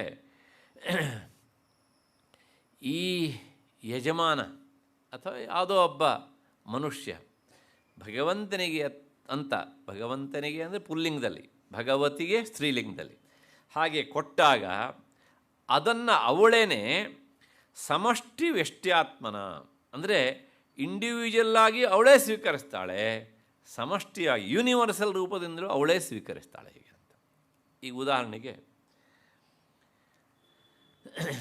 ನೀವು ಒಂದು ಹೋಮ ಮಾಡಿದ್ರಿ, ಆ ಹೋಮದಲ್ಲಿ ವಿಶೇಷವಾಗಿ ಗಣಪತಿಯನ್ನು ಕುರಿತು ಆಹುತಿಯನ್ನು ಕೊಟ್ಟರೆ, ನೀವು ಅಂದ್ಕೊಂಡ್ರಿ ನಾನು ಗಣಪತಿ ಹೋಮ ಮಾಡಿದೆ, ಇದರಿಂದ ಗಣಪತಿ ಸಂತೃಪ್ತನಾಗಿದ್ದಾನೆ ಅಂತ. ಈ ಗಣಪತಿ ಎನ್ನುವಂಥ ಆಕಾರ ಉಂಟಲ್ಲ, ಇಲ್ಲಿ ಇದು ಇಂಡಿವಿಜುವಲ್, ಅಂದರೆ ಒಂದು ಸಣ್ಣದಾದಂಥ ರೂಪ, ಮತ್ತು ಆ ರೂಪ ಅದು ಶಾಶ್ವತವಾದದ್ದಲ್ಲ, ನಾನು ನೀವು ಕಲ್ಪಿಸಿಕೊಂಡದ್ದು. ಆ ರೂಪವನ್ನು ತೆಗೆದರೆ ಅದು ಏನಾಗುತ್ತೆ, ಅಖಂಡವಾದ ವ್ಯಾಪಕವಾದ ರೂಪ ಆಗುತ್ತೆ. ಆವಾಗ ಅದಕ್ಕೆ ಸುಂಡ್ಲೂ ಇಲ್ಲ, ಹೊಟ್ಟೆಯೂ ಇಲ್ಲ, ಏನೂ ಇಲ್ಲ, ಕೇವಲ ಶುದ್ಧ ಚೈತನ್ಯ. ಅದು ಯೂನಿವರ್ಸಲ್, ಎಲ್ಲ ಕಡೆಗೂ ಸಹ ವ್ಯಾಪಿಸಿಕೊಂಡಂಥ ತತ್ವ. ಹಾಗಾಗಿ ಈ ಸಗುಣ ರೂಪಗಳ ಮೂಲಕ ಸ್ವೀಕರಿಸುವುದು ಯಾವುದು ಅಂದರೆ ಆ ನಿರ್ಗುಣ ತತ್ವಕ್ಕೆ ಅದು ಹೋಗಿ ಸಲ್ಲತ್ತೆ. ಆದ್ದರಿಂದ ಎಲ್ಲಿವರೆಗೆ ಕೇಳಿದರೆ ಈ ಪ್ರಪಂಚ ಪ್ರಳಯ ಆಗುವವರೆಗೂ ಸಹ ಇದೇ ಕ್ರಿಯೆ ನಡೀತಾನೇ ಇರುತ್ತೆ. ಮುಕ್ತಿ ಪರ್ಯಂತಂ ಭುನಕ್ತಿ, ಮುಕ್ತಿ ಆಗುವವರೆಗೂ ಸಹ ಯಾರಿಗೆ ಕೊಟ್ಟವನಿಗೆ ಅದವಳಿಗೆ ನೆನಪಿರುತ್ತೆ ಹೀಗೆ ಅಂತ. ಹಾಗಾಗಿ ತಥಾ ಅನ್ಯಥಾ ಹಾಗಿಲ್ಲದೆ ಇದ್ದರೆ ಸಂಸಾರಸ್ಯ ಅನಾದಿತ್ವ ಅಭಾವೇನ ಆದಿಮ ಶರೀರಾದಿ ಉತ್ಪತ್ತವು ಅಂಗೀಕ್ರಿಯಮಾಣಾಯಾಮ್ ಪ್ರಪಂಚಸ್ಯ ಆಕಸ್ಮಿಕತ್ವ. ಹಾಗೆ ನಾವು ಒಪ್ಪಿಕೊಳ್ಳದೇ ಇದ್ದರೆ, ಅಂದರೆ ನಾವು ಒಂದು ಕರ್ಮ ಮಾಡಿದ್ವಿ, ಆ ಕರ್ಮದ ಫಲ ಅಂದರೆ ಮುಕ್ತಿ ಆಗುವವರೆಗೂ ಸಹ ನಾವು ಅನುಭವಿಸ್ತಾ ಇರ್ತೇವೆ, ಒಂದಾದಮೇಲೆ ಒಂದು ಹೀಗೆ ಅಂತ. ಇದನ್ನು ನಾವು ಒಪ್ಪಿಕೊಂಡರೆ ಇದಕ್ಕೊಂದು ವ್ಯವಸ್ಥೆ ಸಿಗುತ್ತೆ. ಆವಾಗ ಇದು ಹೀಗಾಗತ್ತೆ, ಈ ವ್ಯವಸ್ಥೆ ಹೀಗಿದೆ ಅಂತ. ಹಾಗಿಲ್ಲದೇ ಇದ್ದರೆ ಇದ್ದಕ್ಕಿದ್ದ ಹಾಗೆ ಯಾವನೋ ಕರ್ಮ ಮಾಡೋವನು ಇನ್ಯಾವನೋ ಅದನ್ನು ಅನುಭವಿಸುವವನು, ಹೀಗಾಗಿಬಿಡುತ್ತೆ ಹೀಗೆ ಅಂತ. ಅಂದರೆ ನಿಮ್ಮ ಅಕೌಂಟಿಗೆ ಹಣ ಕ್ರೆಡಿಟ್ ಮಾಡಿದರೆ ಇನ್ಯಾವನೋ ಅದನ್ನು ಹ್ಯಾಕ್ ಮಾಡೋದು ಹೀಗೆ ಅಂತ. ಇವತ್ತಿನ ಭಾಷೆಯಲ್ಲಿ ಹೇಳಬೇಕು ಅಂದರೆ ಇಂತಹ ದುರವಸ್ಥೆ ಆಗಿಬಿಡುತ್ತದೆ. ಹಾಗೆ ಪ್ರಪಂಚದ ಈ ಸೃಷ್ಟಿಯಲ್ಲೂ ಸಹ ಯಾವುದೇ ಕಾರಣ ಇಲ್ಲದೇ ಏನೇನೆಲ್ಲ ವ್ಯತ್ಯಾಸ ಆಗಿ ಇದು ತನ್ನ ಕ್ರಿಯೆಯನ್ನು ಪ್ರಾರಂಭ ಮಾಡಿಬಿಡುತ್ತೆ. ಹಾಗಾಗಿ ಈ ಕ್ರಮವನ್ನು ನಾವು ಒಪ್ಪಿಕೊಳ್ಳಲೇಬೇಕಾಗುತ್ತೆ ಅಂತ ತ್ರಿಶತಿಯ ಭಾಷ್ಯದಲ್ಲಿ ಆಚಾರ್ಯರು ತಿಳಿಸ್ತಾರೆ. ಅಷ್ಟು ಹಿನ್ನೆಲೆಯಲ್ಲಿ ಈ ನಾಮದ ವಿವರಣೆ ಆಯಿತು ಅಂತ ಅಂದ್ಕೊಳ್ಳೋಣ. ಮತ್ತು ಮುಂದಿನ ನಾಮ ಹಾರ್ದ ಸಂತಮಸ ಅಪಹ ಅಂತ. ಇನ್ನೊಂದು ಸಲ ಹೇಳ್ತೇನೆ ಅದನ್ನು. ಹಾರ್ದ ಸಂತಮಸಾಪಹಾಯೈ ನಮಃ, ಚತುರ್ಥಿ ವಿಭಕ್ತಿಯಲ್ಲಿ ಹೇಳುವಾಗ ಹಾಗೆ ಅಂತ. ಸ್ವಲ್ಪ ಜಟಿಲವಾದಂಥ ನಾಮ ಇದು, ಏನೂ ಅರ್ಥ ಆಗೋದಿಲ್ಲ ಮೇಲ್ನೋಟಕ್ಕೆ. ನೋಡೋಣ ಏನು ಅಂತ. ಹಾರ್ದ ಅಂದರೆ ಹೃದಯಾವಚ್ಛಿನ್ನ ಹಾರ್ದ, ಹೃದಯದಲ್ಲಿ ಯಾವುದು ಇದೆಯೋ ಅದಕ್ಕೆ ಹಾರ್ದ ಅಂತ ಹೆಸರು. ನಾವು ಹೇಳ್ತೇವಲ್ಲ, ಸ್ಟೇಜ್ ಮೇಲೆ ಯಾರೋ ಕುಂಡ್ರಿಸ್ಬಿಟ್ರು ಅವರಿಗೆ ನಾನು ಹಾರ್ದಿಕವಾದ ಸ್ವಾಗತ ಅಂತ. ಹಾಗರ್ಥ ಏನು? ಹೃದಯಪೂರ್ವಕ ಅಂದರೆ ನನ್ನ ಹೃದಯದಲ್ಲಿ ಇವರನ್ನು ಸ್ವಾಗತಿಸಬೇಕು ಎನ್ನುವ ಭಾವನೆ ಇದೆ. ಆ ಭಾವನೆಯಿಂದ ನಾನು ಅವ್ರನ್ನ ಏನು ಮಾಡ್ತೇನೆ? ಸ್ವಾಗತಿಸ್ತಾ ಇದ್ದೇನೆ. ಹಾಗಾಗಿ ಅದನ್ನು ಹಾರ್ದಿಕ, ಹಾರ್ದಿಕ ಅಂದರೂ ಒಂದೇ, ಹಾರ್ದ ಅಂದರೂ ಒಂದೇ, ಎರಡು ಅರ್ಥ ಒಂದೇ. ಅಂದರೆ ಹೃದಯದಲ್ಲಿ ಇರುವುದು. ಯಾವುದು ಹೃದಯದಲ್ಲಿದೆ ಅಂದರೆ ಯೋ ವೇದ ನಿಹಿತಂ ಗುಹಾಯಾಮ್. ಎಲ್ಲರ ಹೃದಯದಲ್ಲೂ ಸಹ ಚೈತನ್ಯ ಎನ್ನುವುದು ಉಂಟು. ಆದ್ದರಿಂದ ಅದು ವ್ಯಾಪಕ. ವ್ಯಾಪಕವಾದದ್ದೇ ನನ್ನ ಹೃದಯದಲ್ಲೂ ಉಂಟು, ನಿಮ್ಮ ಹೃದಯದಲ್ಲೂ ಉಂಟು, ಎಲ್ಲ ಹೃದಯದಲ್ಲೂ ಸಹ ಉಂಟು. ಹಾಗಾಗಿ ಈ ಹೃದಯದಲ್ಲಿರುವಂಥ ಚೈತನ್ಯ ಅಸ್ಮಿನ್ ಯತ್ ಸಂತಮಸಂ ಆವಾರಕತ್ವಾತ್. ಈಗ ನೀವು ಒಂದು ಪ್ರಶ್ನೆ ಕೇಳ್ಬೋದು, ಎಲ್ಲರ ಹೃದಯದಲ್ಲೂ ಆ ಚೈತನ್ಯ ಉಂಟು ಅಂತ ಹೇಳ್ತೀರಲ್ಲ, ನಮಗೆ ಅನುಭವಕ್ಕೆ ಬರೋದಿಲ್ವಲ್ಲ, ಕೈಗೆ ಸಿಗೋದಿಲ್ಲ, ಕಣ್ಣಿಗೆ ಕಾಣೋದಿಲ್ಲ, ಆದರೆ ನೀವು ಇಲ್ಲಿ ಕೂತ್ಕೊಂಡು ಹೇಳೋದನ್ನು ಬಿಡೋದಿಲ್ಲ. ಅದಕ್ಕೆ ಉತ್ತರ ಹೇಳ್ತಾರೆ, ಎಸ್ ಅದು ಉಂಟು, ಆದರೆ ಅದರ ಸುತ್ತಲೂ ಅಂದರೆ ಅದರ ಅಕ್ಕಪಕ್ಕಗಳಲ್ಲಿ ಎಲ್ಲ ಕಡೆಗೂ ಸಹ ಒಂದು ತಮಸಂ ಆವಾರಕತ್ವ, ಒಂದು ಕತ್ತಲೆಯ ಆವರಣೆ ಉಂಟು. ಅದು ಯಾವುದು ಅಂದರೆ ಅಜ್ಞಾನದ ಆವರಣೆ, ಆವಾರಕ. ಸುಲಭವಾಗಿ ಹೇಳಬೇಕು ಅಂದರೆ ಕಂಪೌಂಡ್ ಒಳಗೆ ಯಜಮಾನ ಇದ್ದಾನೆ, ಅವನ ಸುತ್ತಲೂ ಕಾಂಪೌಂಡ್ ಇದೆ. ಹಾಗಾಗಿದೆ ಪರಿಸ್ಥಿತಿ. ಹಾಗಾಗಿ ರಸ್ತೆಯಲ್ಲಿ ಓಡಾಡುವವರಿಗೆ ಕಾಂಪೌಂಡ್ ಒಳಗಡೆ ಇದ್ದಂಥ ಯಜಮಾನ ಕಾಣಿಸುವುದಿಲ್ಲ ಅಷ್ಟೇ. ಅಷ್ಟು ಹಿನ್ನೆಲೆಯಲ್ಲಿ ಈ ಹೃದಯ ಗವಿಯಲ್ಲಿ ಅಜ್ಞಾನ ಎನ್ನುವಂಥ ಕತ್ತಲು ಯಾವಾಗಲೂ ಇರ್ತದೆ. ಯಾವಾಗಲೂ ಇರ್ತದೆ ಅಂದರೆ ಅಲ್ಲ, ಇಷ್ಟೆಲ್ಲ ಚೈತನ್ಯ ಇದ್ದ ಮೇಲೆ ಆ ಅಜ್ಞಾನ ಯಾವಾಗಲಿಂದಲೂ ಸಹ ಯಾವತ್ತಿಂದ ಇದೆ ಅಂತ ಹೇಳೋಕ್ಕಾಗೋದಿಲ್ಲ ಅಂತಂದರೆ ಅದು ಯಾವತ್ತಿಂದ ಇದೆ ಅಂತ ಹೇಳೋಕ್ಕಾಗಲ್ಲ. ಚೈತನ್ಯ ಹೇಗೆ ಮೊದಲಿಂದನೂ ಉಂಟೋ ಅದರ ಜೊತೆಗೆ ಇದೂ ಸಹ ಉಂಟು. ಅದಕ್ಕೋಸ್ಕರ ಶಾಸ್ತ್ರ ಏನು ಹೇಳುತ್ತೆ ಕೇಳಿದರೆ, ಈ ಅಜ್ಞಾನವನ್ನು ಅನಾದಿ ಅಂತ ಕರೆದುಬಿಟ್ಟಿದೆ. ಅಂದರೆ ಅದರ ಡೇಟ್ ಆಫ್ ಬರ್ತ್ ಗೊತ್ತಿಲ್ಲ, ಯಾರಿಗೂ ಗೊತ್ತಿಲ್ಲ. ಸಾಮಾನ್ಯವಾಗಿ ವೇದಾಂತದಲ್ಲಿ ಇದನ್ನು ಅರ್ಥ ಮಾಡಿಸೋಕೊಂದು ಉದಾಹರಣೆ ಕೊಡುತ್ತೆ. ಈ ಪುಸ್ತಕದ ಬೆಲೆ ಎಷ್ಟು ಅಂತ ಕೇಳಿದರೆ ಗೊತ್ತಿಲ್ಲ ಅಂತ ಹೇಳ್ತೇವೆ ನಾವು, ಅಲ್ವಾ? ಸರಿ, ಆ ಗೊತ್ತಿಲ್ಲ ಅನ್ನೋದು ನಿನಗೆ ಯಾವತ್ತಿಂದ ಗೊತ್ತಿಲ್ಲ? ಗೊತ್ತಿಲ್ಲ ಅನ್ನೋದು ಅಜ್ಞಾನ ಆಯಿತು ಅಲ್ವಾ? ಅದು ಯಾವತ್ತಿಂದ ಗೊತ್ತಿಲ್ಲ ಅಂದರೆ ಏನು ಹೇಳಬೇಕು? ಕೇಳೋದಕ್ಕೆ ಒಂದು ಹುಚ್ಚು ಪ್ರಶ್ನೆ ಥರ ಕಾಣುತ್ತೆ ಇದು, ಬಟ್ ಸತ್ಯ ಅಲ್ವಾ? ನಾನು ಇದು ಗೊತ್ತಿಲ್ಲ ಅಂತ ಹೇಳ್ತೇವಲ್ಲ, ಇದು ಯಾವತ್ತಿಂದ ಗೊತ್ತಿಲ್ಲ? ಯಾಕೆ ಯಾವತ್ತಿಂದ ಅಂತ ಹೇಳೋಕ್ಕಾಗಲ್ಲ ಅಂದರೆ ಅದು ಅನಾದಿ. ನನಗೆ ಇದರ ತಿಳುವಳಿಕೆ ಬಂದಾಗಿನಿಂದಲೂ ಸಹ ಇದರ ಬೆಲೆ ಎಷ್ಟು ಅಂತ ನನಗೆ ಗೊತ್ತಿಲ್ಲ ಅಷ್ಟೇ. ಅವತ್ತು ಗೊತ್ತಾಯಿತು, ಅದಕ್ಕೂ ಮೊದಲು ಗೊತ್ತಿಲ್ಲ. ಆದ್ದರಿಂದ ಈ ಅಜ್ಞಾನ ಎನ್ನುವುದು ಅನಾದಿ. ಹಾಗೆಯೇ ಈ ಹೃದಯದಲ್ಲಿ ಚೈತನ್ಯ ಉಂಟು ಅನ್ನೋದು ಎಷ್ಟು ಸತ್ಯವೋ, ಅದು ಪ್ರಕಟ ಆಗಲಿಕ್ಕೆ ಅವಕಾಶ ಕೊಡದೇ ಇರುವ ಹಾಗೆ ಅಲ್ಲೊಂದು ಅಜ್ಞಾನದ ಲೇಯರ್ ಇದೆ ಅನ್ನೋದು ಅಷ್ಟೇ ಸತ್ಯ. ಹಾಗಿದ್ದರೆ ನಾವೆಲ್ಲ ಯಾವತ್ತೂ ಮುಕ್ತರಾಗಿಬಿಡ್ತಿದ್ವಿ. ಅದಕ್ಕೋಸ್ಕರ ವೇದಾಂತ ಹೇಳೋದು ಪ್ರಯತ್ನ ಯಾವುದಕ್ಕೆ ಮಾಡಬೇಕೆಂದರೆ, ಚೈತನ್ಯವನ್ನು ನೀನು ಹುಡುಕಲಿಕ್ಕೆ ಪ್ರಯತ್ನ ಮಾಡಬೇಡ, ಅದರ ಸುತ್ತಲೂ ಆವರಿಸಿರುವಂಥ ಅಜ್ಞಾನವನ್ನು ಕಳೆದುಕೊಳ್ಳೋದಕ್ಕೋಸ್ಕರ ಪ್ರಯತ್ನಿಸು. ನಾವು ಮಾಡುವ ಯಾತ್ರೆ, ಸಾತ್ರೆ, ಪಾತ್ರೆ ಏನೇನುಂಟು ಎಲ್ಲ ಸೇರಿಸ್ಕೊಳ್ಳಿ. ಇದಿಷ್ಟೂ ಸಹ ಯಾವುದಕ್ಕೋಸ್ಕರ ಅಂತಂದರೆ ಈ ಅಜ್ಞಾನದ ಲೇಯರನ್ನು ಕಳಚಿ ಹಾಕೋದಕ್ಕೆ. ಅದು ಗ್ರಹಚಾರ ಏನಾಗುತ್ತೆ ಕೇಳಿದರೆ, ನಮ್ಮ ಉದ್ದೇಶ ಅದು ಅಂತಲೇ ನಮಗೆ ಗೊತ್ತಿರೋದಿಲ್ಲ. ನಾವು ಏನೇ ಮಾಡಿದರೂ ಸಹ ಅದಕ್ಕೆ ಮತ್ತೊಂದಿಷ್ಟು ಮೆತ್ತುತ್ತಾ ಇರುತ್ತೆ. ಹಾಗಾಗಿ ದಿನದಿಂದ ದಿನಕ್ಕೆ ಅದು ತಿಳುವಾಗೋದಿಲ್ಲ. ಮೊದಲು ಒಂದು ಸಪೂರ ಟ್ರಾನ್ಸ್ಪರೆಂಟ್ ಬಟ್ಟೆ ಥರ ಇತ್ತು, ಆಮೇಲೆ ಆಮೇಲೆ ಆಮೇಲೆ ಆಮೇಲೆ ಶಾಮಿಯಾನ ಆಗಿಬಿಡುತ್ತೆ ಅದೊಂಥರ, ಅಷ್ಟು ದಪ್ಪ ಆಗತ್ತೆ ಅದು. ಹಾಗಾಗಿ ಈ ಅಜ್ಞಾನ ರೂಪವಾದ ಶಾಮಿಯಾನವನ್ನು ಏನು ಮಾಡಬೇಕು? ಸಪೂರ ಮಾಡಿಸು. ಅದನ್ನೇ ಹೇಳುತ್ತೆ ಈ ನಾಮ. ಆವಾರಕತ್ವಾತ್ ನೋಡಿ, ಅದನ್ನು ಉಪನಿಷತ್ತು ಹೇಳುತ್ತೆ. ತಮ ಆಸೀತ್ ತಮಃ, ಮೊದಲೇನಿತ್ತು? ತಮ ಆಸೀತ್, ಅಜ್ಞಾನ ಅನ್ನೋದು ಇದೆ. ಮತ್ತು ಶುದ್ಧಾಚ ಆತ್ಮವಿಷಯಕಂ ತದಾಶ್ರಯಂ ಅಜ್ಞಾನಂ ಅನರ್ಥಕರಂ. ಆದರೆ ಈ ಅಜ್ಞಾನ ಎಲ್ಲುಂಟು ಕೇಳಿದರೆ ಆತ್ಮವಸ್ತುವನ್ನೇ ಆಶ್ರಯಿಸಿಕೊಂಡುಂಟು. ಆತ್ಮವಸ್ತುವಿನಿಂದ ಹೊರತಾಗಿ ಇಲ್ಲ. ಆ ಅಜ್ಞಾನ ಆಶ್ರಯ ಪಡೆದಿದ್ದು ಆತ್ಮವಸ್ತುವಿನಲ್ಲೇ. ಆಶ್ರಯ ಪಡೆದು ಏನು ಮಾಡುತ್ತೆ ಅಂತಂದರೆ ಅದನ್ನೇ ಮರೆಮಾಚಿ ಬಿಡುತ್ತೆ. ನಾನು ಪದೇ ಪದೇ ಇದಕ್ಕೆ ಉದಾಹರಣೆ ಕೊಡ್ತೇನೆ. ಆಕಾಶದಲ್ಲಿ ಮೋಡ ಇರುತ್ತೆ. ಆ ಮೋಡದಲ್ಲಿ ಒಂದು ಅಂಶ ಸೂರ್ಯನ ಶಾಖವೂ ಉಂಟು, ಸೂರ್ಯನಿಂದಲೇ ಅದು ಆದದ್ದು. ಆದರೆ ನಮಗೂ ಅವನಿಗೂ ಮಧ್ಯದಲ್ಲಿ ಬಂದು ಸೂರ್ಯ ಕಾಣದೇ ಇರುವ ಹಾಗೆ ಮಾಡುತ್ತೆ. ಆಕಾಶದಲ್ಲಿ ನಿಂತು ಆಕಾಶದ ಪ್ರಧಾನ ದೇವತೆ ಅಂಥ ಸೂರ್ಯ ನಮ್ಮ ಕಣ್ಣಿಗೆ ನಿಲುಕದೇ ಇರುವ ಹಾಗೆ ಅದು ಎಲ್ಲವನ್ನೂ ಮಾಡುತ್ತೆ.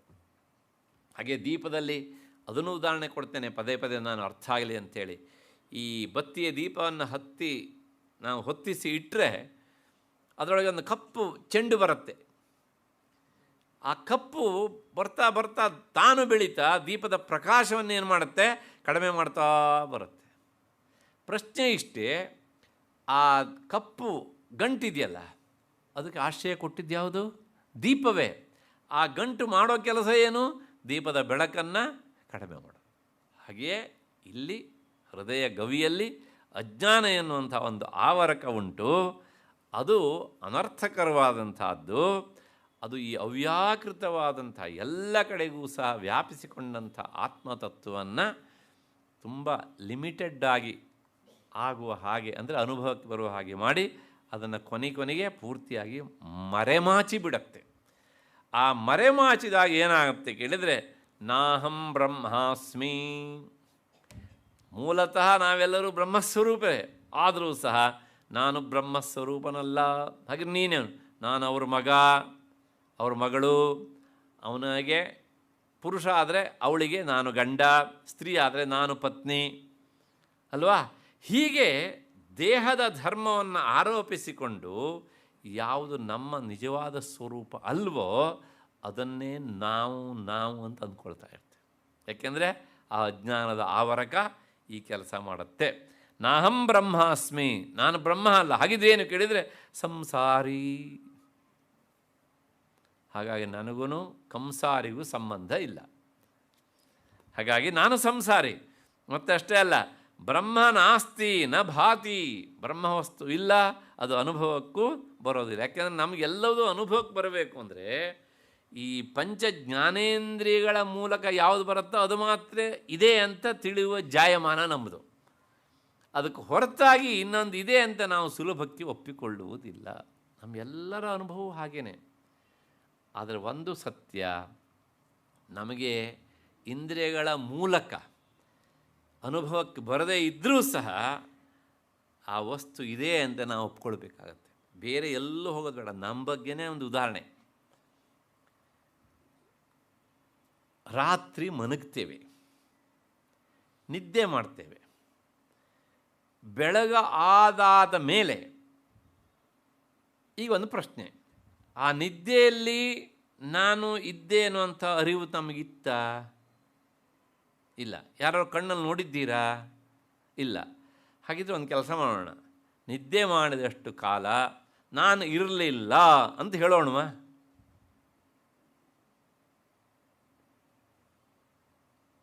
ಹಿಂಗಿದ್ದೆಲ್ಲ ಪ್ರಶ್ನೆ ಕೇಳಿ ನಮ್ಮ ತಲೆ ತಿನ್ನಬೇಡ್ರಿ ಸುಮ್ಮನೆ ಹೀಗೆ ಅಂತ ಹೇಳೋಣವ? ಅವಾಗ ಏನಾಗುತ್ತೆ ಗೊತ್ತಾ?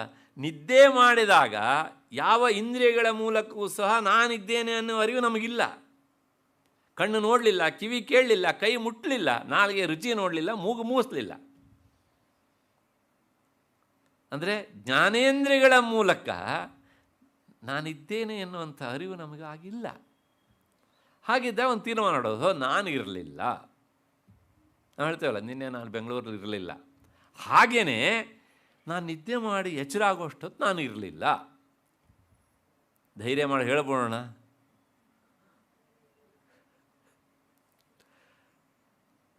ಭಾರಿ ಸಮಸ್ಯೆ ಅಲ್ವಾ?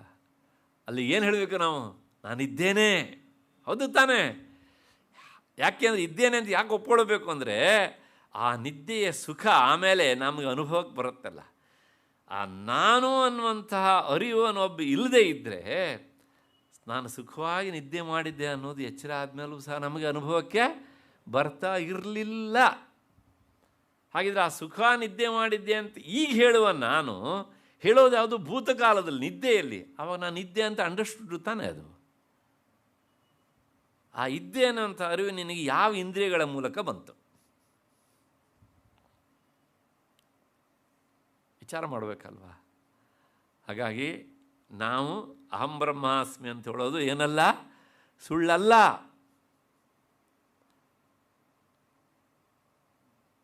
ಆದ್ದರಿಂದ ಯಾಕೆ ಹೀಗಾಗತ್ತೆ ಕೇಳಿದರೆ, ಆ ಅಜ್ಞಾನದ ಲೇಯರ್ ಹೇಳಿದ್ನಲ್ಲ, ಗಂಟು, ಅದು ಏನು ಮಾಡುತ್ತೆ ಕೇಳಿದರೆ ನಮ್ಮ ಆ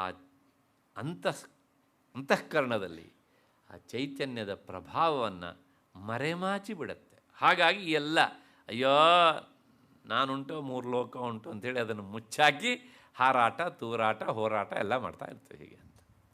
ಅಷ್ಟು ಹಿನ್ನೆಲೆಯಲ್ಲಿ ಬ್ರಹ್ಮಾಸ್ಮಿ ಅಕಸ್ಮಾತ್ತಾಗಿ ಈ ಜ್ಞಾನ ಬಂದರೆ, ಅಂದರೆ ಸಾಧನೆ ಮಾಡ್ತಾ ಮಾಡ್ತಾ ಆ ಜ್ಞಾನದ ಗಂಟು ಕರಗುವ ಸ್ಥಿತಿಗೆ ಬಂದಾಗ ಆಗ ಏನು ಬ್ರಹ್ಮಾಸ್ಮಿ, ಮೊದಲು ನಾಹಂ ಬ್ರಹ್ಮಾಸ್ಮಿ, ಆಮೇಲೆ ಏನಾಗುತ್ತೆ, ಸಾಧನೆ ಮಾಡ್ತಾ ಮಾಡ್ತಾ ಅಜ್ಞಾನ ಕರಗ್ತಾ ಬಂದಾಗ ನಾನು ಬ್ರಹ್ಮವಾಗಿದ್ದೇನೆ, ಸಚ್ಚಿದಾನಂದ ಲಕ್ಷಣ, ನಾನು ಸತ್ ಸ್ವರೂಪ, ಅಂದರೆ 3 ಕಾಲಗಳಲ್ಲೂ ಇರುವವನು, ಮತ್ತು ಚಿತ್ ನಾನು ಜ್ಞಾನಸ್ವರೂಪ, ಮತ್ತು ಎಂಥವನು ಅಂದರೆ ಆನಂದ ಸ್ವರೂಪ. ಅದು ಎಲ್ಲಿದೆ, ನಿದ್ರೆಯಲ್ಲಿ ನಮಗೆ ಅನುಭವಕ್ಕೆ ಬರುತ್ತೆ. ಇತಿ ಏಕಾಕಾರ ವೃತ್ತಿ ಬಾಧ್ಯತ್ಯ ನಿಯಮೇನ ಬಾಧಾಧಿಷ್ಠಾನಂ. ಆಮೇಲೆ ಅದು ಯಾವಾಗ ದೃಢ ಆಗ್ತಾ ಆಗ್ತಾ ಬರುತ್ತೋ ಆಗ ನ ಇಹ ನಾನ, ಈ ಪ್ರಪಂಚದಲ್ಲಿ ಎಲ್ಲ ಬೇರೆ ಬೇರೆ ವಸ್ತುಗಳು ಅಂತ ಏನಿವೆಯೋ ಇವು ವಾಸ್ತವಿಕವಾಗಿ ಬೇರೆ ಬೇರೆ ಅಲ್ಲ, ಇವೆಲ್ಲವೂ ಸಹ ಒಂದೇ. ನೋಡ್ರಿ, ಕಣ್ಣಿಗೆ ಕಾಣೋದನ್ನು ಇಷ್ಟು ಧಾರಾಳವಾಗಿ ಸಾರಾಸಗಟಾಗಿ ಅಲ್ಲ ಕಳಿತೀರಲ್ರಿ ನೀವು ಅಂತ ಕೇಳ್ಬೋದು. ನಿಮಗೂ ಅರ್ಥ ಆಗುತ್ತೆ ಇದು ಸತ್ಯ ಅಂತ. ನೋಡಿ, ಇಷ್ಟೆಲ್ಲ ಪ್ಲಾಸ್ಟಿಕ್ ಚೇರಿವೆ, ಹೌದು ತಾನೆ? ಇವೆಲ್ಲ ಬೇರೆ ಬೇರೆ ಅಂತ ಹೇಳ್ತೀರಾ, ಒಂದೇ ಹೇಳ್ತೀರಾ? ಬೇರೆ ಬೇರೆಯೇ, ಹೌದು ತಾನೆ? ನೀವು ಬೇರೆ ಬೇರೆ ಅಂತ ಹೇಳೋದು ಅದರ ಆಕಾರ ನೋಡಿಕೊಂಡು, ಆದ್ರೆ ಪ್ಲಾಸ್ಟಿಕ್ ಅನ್ನುವಂಥ ಮೂಲ ವಸ್ತು ಒಂದು ಉಂಟಲ್ಲ, ಅದನ್ನು ನೋಡಿದಾಗ ಏನು ಅನಿಸುತ್ತೆ? ಎಲ್ಲ ಒಂದೇ ಹಣೆ ಬರ ಅಲ್ವಾ, ಹೌದು ತಾನೆ? ಆದ್ದರಿಂದ ಅದು ಯಾವಾಗ ನಿನ್ನ ಅನುಭವ, ನಮಗೆ ಇವಾಗ ಲೋಕದ ದೃಷ್ಟಿಯಲ್ಲಿ ಈ ಆಕಾರವನ್ನು ಇಟ್ಕೊಂಡು ನಾವು ಮಾತನಾಡ್ತೇವೆ. ಜ್ಞಾನ ಬಂದಾಗ ಆಗ ಆಕಾರ ಬಿಡ್ತಾನೆ, ಆಕಾರದ ಹಿಂದಿರುವಂಥ ತತ್ವದ ನೆಲೆಯಲ್ಲಿ ಅವನು ಹೇಳ್ತಾನೆ ನ ಇಹ ನಾನ, ಇಲ್ಲಿ ಯಾವುದೂ ಸಹ ಬೇರೆ ಬೇರೆ ಅನ್ನೋದು ಇಲ್ಲ, ಎಲ್ಲ ಇರೋದು ಒಂದೇ. ಇದೊಂದು ಪುಸ್ತಕ, ಈ ಪುಸ್ತಕದಲ್ಲಿ ಈ ಪೇಜ್ ಬೇರೆ, ಈ ಪೇಜ್ ಬೇರೆ, ಈ ಪೇಜ್ ಬೇರೆ, ಎಲ್ಲವುದು ಬೇರೆ ಬೇರೆ, ಹೌದು ತಾನೆ? ಯಾಕೆ ಬೇರೆ ಅಂದರೆ ಅಲ್ಲಿ ನಂಬರ್ ಹಾಕಿದ್ದಾರೆ ಬೇರೆ ಬೇರೆ, ಆದರೆ ಪೇಪರ್ ಅನ್ನುವ ದೃಷ್ಟಿಯಿಂದ ಇದೆಲ್ಲ ಒಂದೇ, ಹೌದು ಅಲ್ವಾ, ಹೌದು ತಾನೆ? ಆದ್ದರಿಂದ ನೀವು ಕತ್ತರಿಸಿದ್ದು ಹೀಗೆ ಅದನ್ನು ಬೈಂಡ್ ಮಾಡಿದ್ದೀವಿ ಬೇರೆ ಬೇರೆ, ಆದರೆ ಕತ್ತರಿಸೋಕ್ಕಿಂತ ಮೊದಲು ಹೇಗಿತ್ತಪ್ಪ ಎಲ್ಲವುದು ಒಂದೇ. ಇದೂ ಉದಾಹರಣೆ ಕಷ್ಟ. ಇನ್ನೊಂದು ಸುಲಭ ಉದಾಹರಣೆ ಕೊಟ್ಬಿಡ್ತೇನೆ, ದಿನಾ ನೆನಪಿಗೆ ಬರುತ್ತೆ, ಹೌದಾನೆ? ಮನೆಯಲ್ಲಿ ಇಡ್ಲಿ ಮಾಡ್ತಾರೆ ಅಲ್ವಾ, ಒಂದೊಂದು ತಟ್ಟೆಯಲ್ಲಿ ಇಷ್ಟಿಷ್ಟು ಹಿಟ್ಟು ಹಾಕ್ತಾರೆ. ಆಗ ನನಗೊಂದು ಇಡ್ಲಿ ಹಾಕು ಅಂತೀರಾ ನೀವು, ಹಾಗಿದೆ ಒಂದು 3 ಇಡ್ಲಿ ತಿಂದೆ ಅಂತೀರಾ ಅಂತ ಅಂದ್ಕೊಳ್ಳಿ. ಹೀಗೆ ಅಂತ ಹೇಳ್ತೇವೆ ಅಲ್ಲ, ವ್ಯವಹಾರ ಇದು, ಹೌದು ತಾನೆ? ಆದರೆ ನಿಜವಾಗಿಯೂ ಸಹ ನಾವೆಲ್ಲರೂ ಆ 3 ಇಡ್ಲಿ ತಿನ್ನೋದು ಸುಳ್ಳು ನನ್ನ ಪ್ರಕಾರ. ಅದು ಹಿಟ್ಟಿನ ರೂಪದಲ್ಲಿದ್ದಾಗ ಎಷ್ಟು ಇಡ್ಲಿ ಇತ್ತು ಅಲ್ಲಿ ಹೇಳಿ, ಒಂದೇ ತಾನೇ? ಅಂದರೆ ಕಾರ್ಯವನ್ನು ನೋಡ್ತಾ ಹೋದರೆ ಎಲ್ಲವೂ ಬೇರೆ ಬೇರೆಯೇ, ಅದರ ಹಿಂದಿರುವ ಕಾರಣವನ್ನು ನೋಡಿದಾಗ ಏನಾಗುತ್ತೆ ಕೇಳಿದರೆ ಒಂದೇ ಒಂದೇ ಒಂದೇ. ಸುಮ್ಮನೆ 3 ದೋಸೆ 4 ದೋಸೆ, ಅದ್ರ ಹಿಂದಿರೋ ಹಿಟ್ಟನ್ನು ನೋಡಿ ಎಷ್ಟಿದೆ ಅಲ್ಲಿ, ಬಾಣಲೆಗೆ ಬರಬೇಕಿದ್ರೆ ಒಂದೇ ಅಲ್ವಾ? ಆದ್ದರಿಂದ ಈ ಪ್ರಪಂಚ ಮೂಲದಲ್ಲಿರುವಂಥದ್ದು ಒಂದೇ. ಅದರಿಂದ ಈ ಬಹುವಾಗಿ ಬೇರೆ ಬೇರೆಯಾಗಿ ಕಾಣುವಂಥ ಇದೆಲ್ಲವೂ ಸಹ ಅದು ಕಾರ್ಯರೂಪದ ಹುಸಿ ತೋರಿಕೆ. ಆದ್ದರಿಂದ ನ ಇಹ ನಾನಾ. ಇಲ್ಲಿ ಎಲ್ಲ ಬೇರೆ ಬೇರೆಯಾಗಿ ತೋರ್ತಾ ಇರುವಂಥ ಇದು ಯಾವುದೂ ಸಹ ವಾಸ್ತವಿಕವಾಗಿ ಇಲ್ಲ. ಹೀಗೆ ಶ್ರುತಿ ಸಿದ್ಧ ಬ್ರಹ್ಮರೂಪ.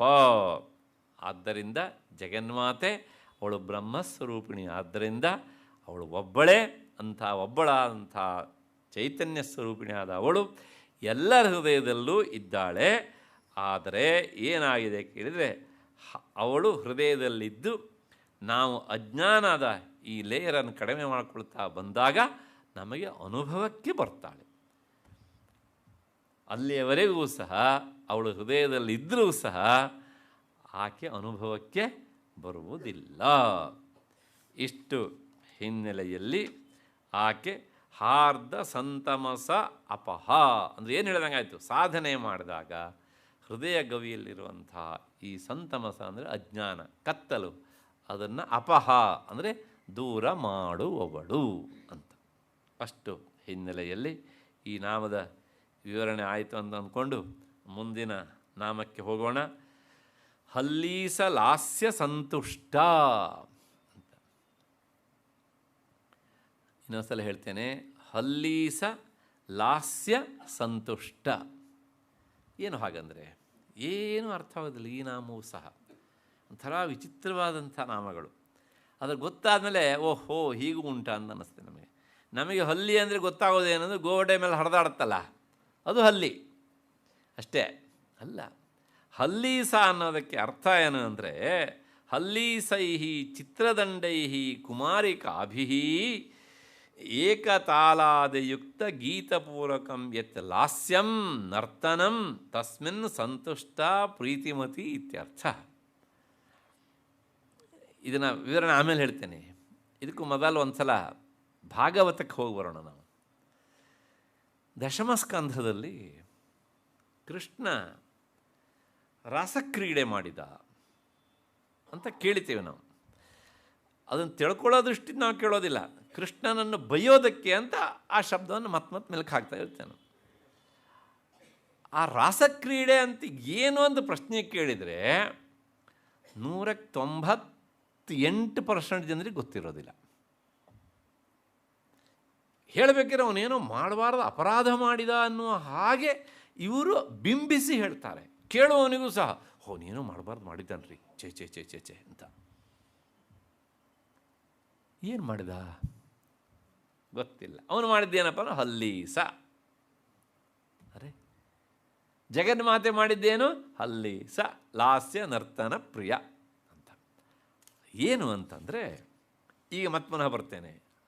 ಏನು ಹಲ್ಲೀಸ ಅಂದರೆ ಭಾಗವತದಲ್ಲಿ ಕೊಡುವಂಥ ವಿವರಣೆ. ಅಲ್ಲಿ ಮೊದಲು ನರ್ತಕೀಭಿ ಅನೇಕಾಭಿ ಮಂಡಲೀಭೂಯ ನರ್ತನಂ.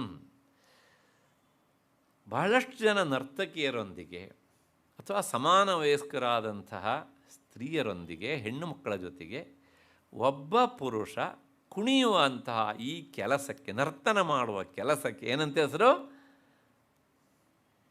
ಹಲ್ಲೀಸ ಅಂತ ಹೆಸರು.